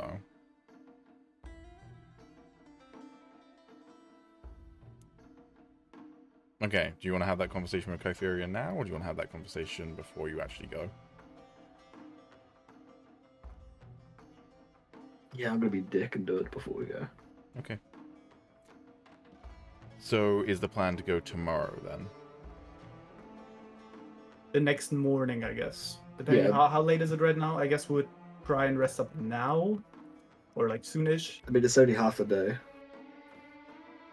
It's only been half a day, sorry, should I say. Yeah, it's early afternoon right now in game. Alright, well then So just next morning. I I'm guess. happy for like first light, basically. Yeah, exactly. Okay. Oh In which God, case, we're that's going getting to be a close. next session thing. Obviously, this means that some of your downtime activities have not concluded yet. So if you die, then, well... So just to confirm, this is making things slightly awkward. Luft, you haven't finished enhancing your ring yet. If you go Oh. tomorrow. If you leave it a couple of days, Luft can finish doing his ring. Can we leave it 2 days? It would be 3 days. You'd finish it on the 7th. It's currently the 4th. I mean, I know it must be cool to use a new ring, and I'm fine if you really want to do it, but I'm not sure that 1d6 cold damage justifies a massive advantage in battle. Yeah. If that is as massive of an advantage as we think it is, to be fair, but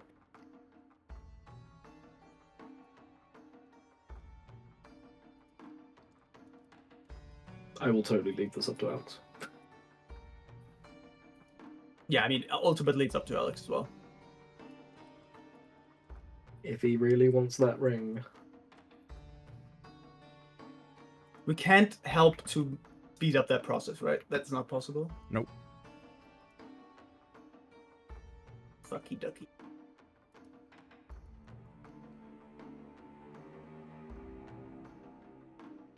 The only thing is, I feel like after we've done the big fight, the campaign's pretty much over.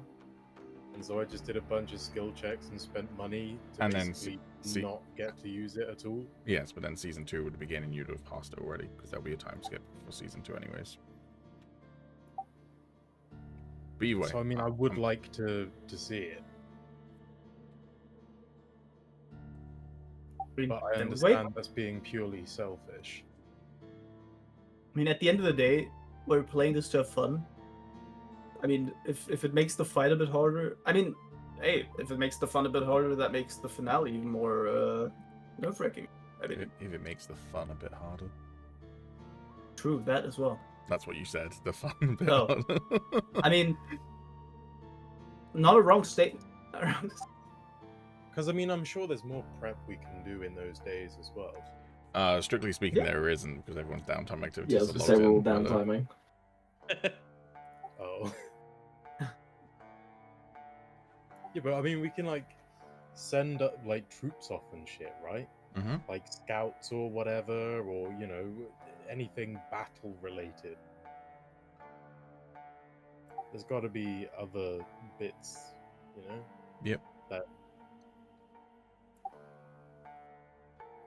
I don't know. I feel guilty, but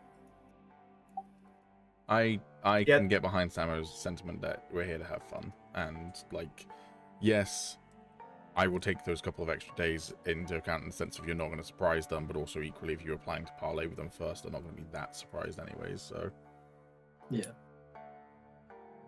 Yes, that's the price of you getting your ring. You will have to feel like an asshole, even though nobody thinks you are. damn. I mean, I think he's an asshole, but for other reasons, you know. Ah, okay, fair enough. Okay. live that life every day anyway, so I'm used to it.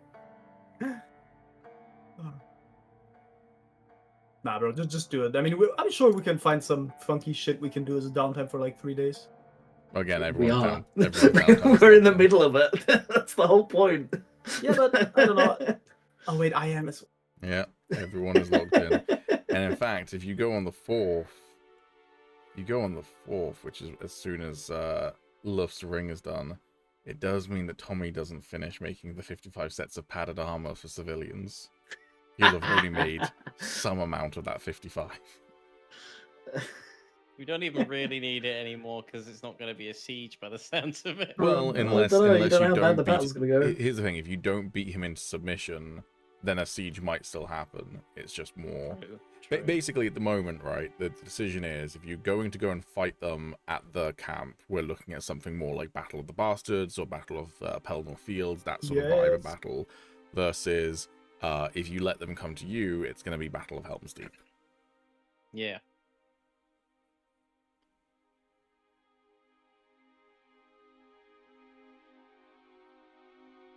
Either way, I have my finale planned out.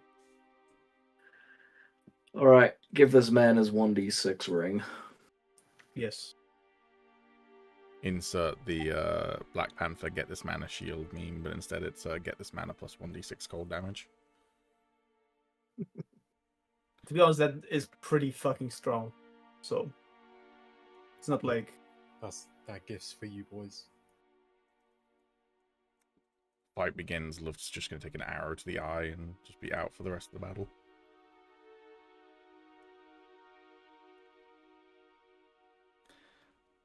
Alright.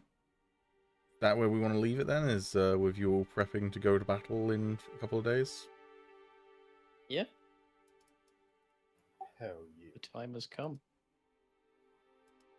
Alright. Next session I will Can I at least talk to Kofuri? No, you can do that next week. No. You can do it this week, it's fine. I guess you can do it this week, I just need to then remember things you say and words and stuff. okay, so next week is the big day. Which, to be fair, if we actually finish it in one session, do you know what next week's session would be? 50. Yes. Nice. All right.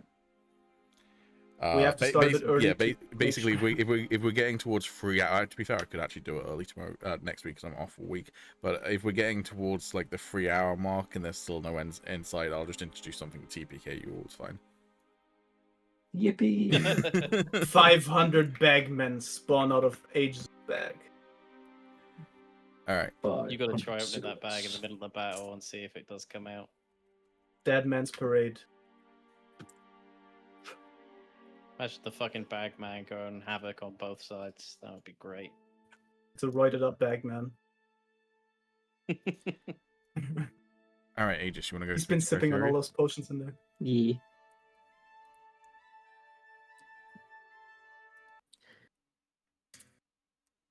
Hey.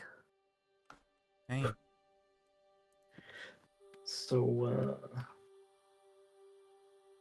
about this battle. Yeah. This is... I have a feeling I know the outcome of what you're going to say to me, but I feel like I need to say it.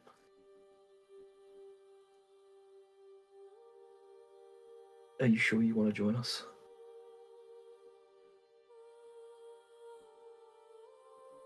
I feel like there's a lot that you could do here. In case it doesn't work out.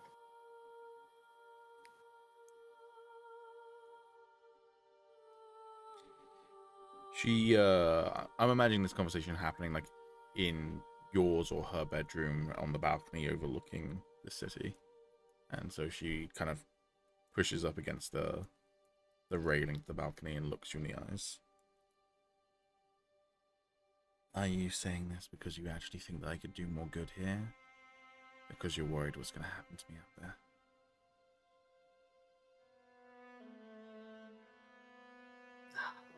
I'll be honest, it's a bit of both. However, I will respect your decision if you decide to come.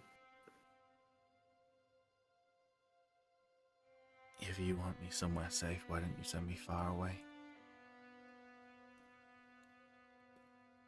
Being here with you, being here as part of this puts me in danger, right?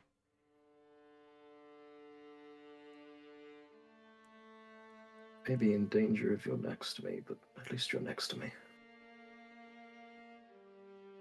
She nods and then just says, then let me be next to you.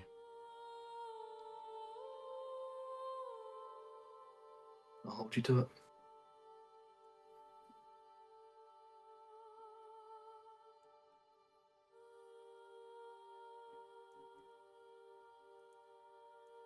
She gives you a weak smile.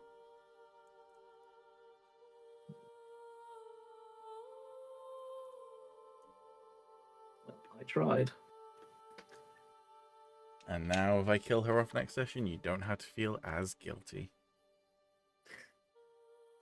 No, because if you kill her off next session, I'm gonna be fucking pissed. If only you had something that just lets whatever you want happen. Yeah, What? but I don't want to keep fucking using that, Pete. Fuck you. Samuel, I don't know why you're shocked by this. For a hot minute now, Calum has had a crack in the staff, a feature which, quote, allows him to just succeed a roll or undo a roll or whatever whenever he wants, but just it also uses all of the charges of the staff and maybe breaks it. What the wait? I mean, I know his stuff has been correctly, but I didn't know that. The fuck? Yeah, that is the feature, is every time he uses it, it just uses all of the charges of the staff instantly and potentially breaks the staff. And every time he does it as well, the DC gets more likely for it to do that. Bro's been hovering over the rep button all this time. Yeah, Motherfucker. yeah. You're proud for me It's the ultimate not devil's using it? deal.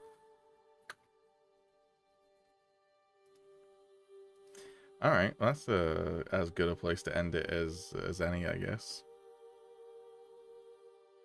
Like, I didn't want to force her to stay. But you fucking convinced me. So now when she dies, it's gonna be fucking worse. Did I convince you, or did you say a stupid line that she was able to turn back on you very easily? Yeah, well, fuck you. Also, fuck you. Thirdly, fuck you. It's fine. Maybe I won't kill Kytheria. Maybe I'll kill Gion. He just isn't a controlling person, man. I'll lose either way. Yeah, That is true. And dramatically speaking, it's now set up for Kytheria to die. So the Game of Thrones sort of thing to do would be instead kill someone else off. I mean, Samo threw shots at you, so it's not looking good for him. Wait. I was spitting facts. You're making it worse. Indisputable fact. I know a Peter, feeling that how much do I have to slip under the games table?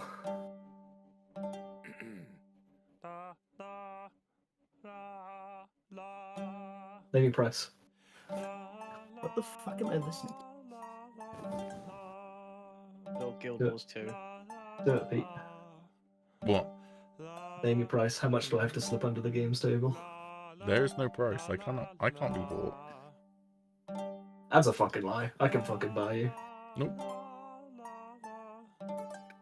Whatever happens, happens. I'm not in control of this story.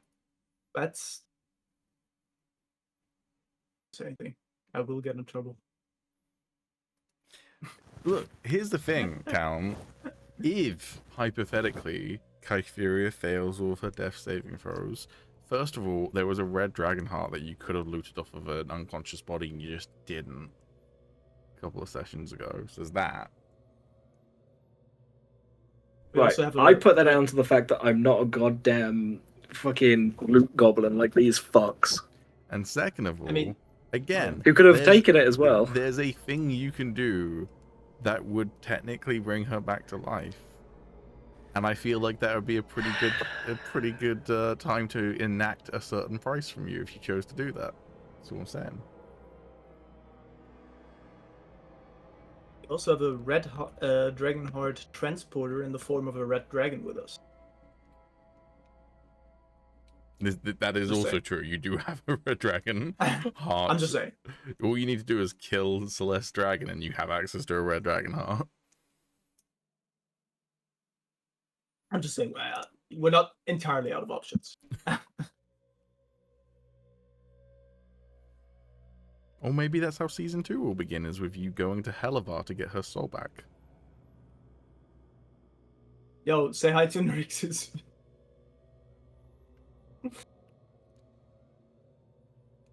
Nrixis sees you going for Kytheria, but not for him. He's like, these motherfuckers. Alright. That's a good place to end it, though. One last thing before we do. Let's actually take bets. Who do you think, if you had to pick one person who's going to die next session, who do you think it's going to be?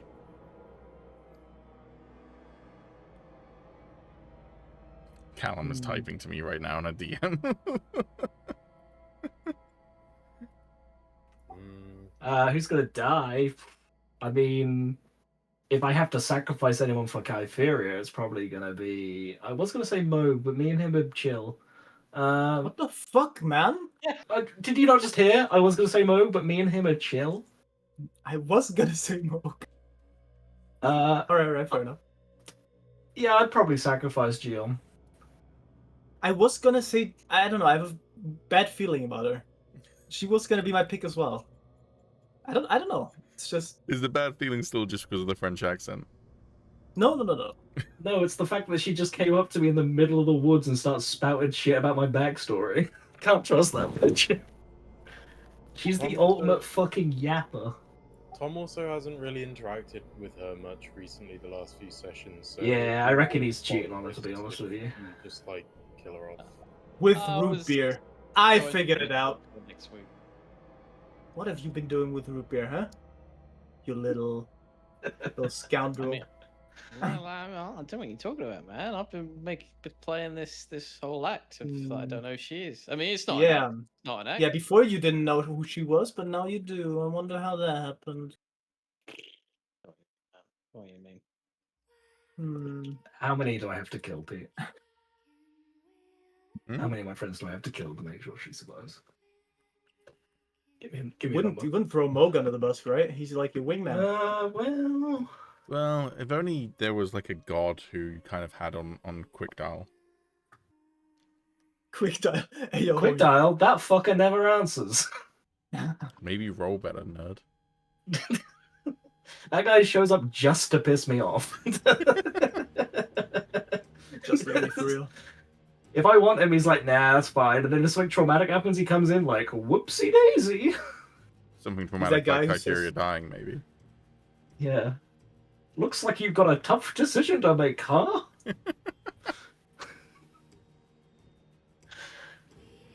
Yeah, he's that dude that says we should do this more often and then doesn't reply for 3 months. The fucker still hasn't even told me his name. Dan, he told me his name on our first meeting. Yeah, it's because he just fucking hates me. Or he's a simp. One of the two. It's because the plan hadn't been to bully Calum, the plan had been to bully Samo, but Samo changed characters, so I bullied Calum instead. Yeah, and then I got the That's actually a great point. my character got fucking haunted, dipped. I was like, yeah, you know what? He still bullies Zealer as well, we just haven't really dealt with that yet. That's actually the point. I like to think, well, he's bullying Zila. He's just like, oh, I'm getting a call again. No, it's this fucker. Nah. Just puts it on silent.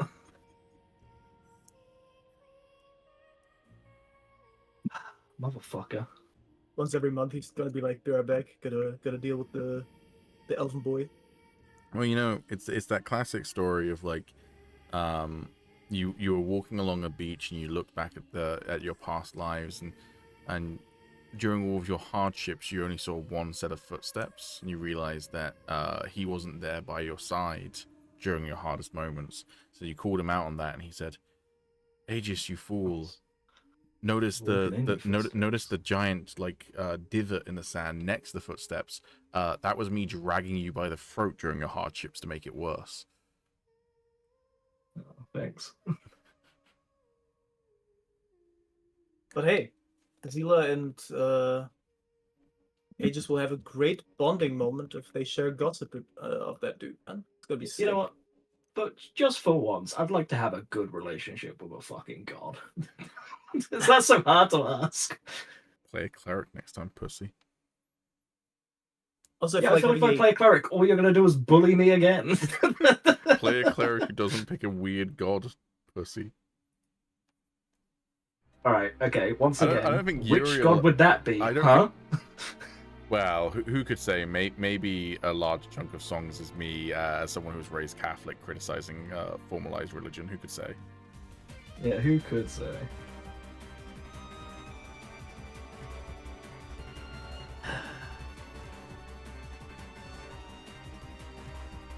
Big battle next session, though.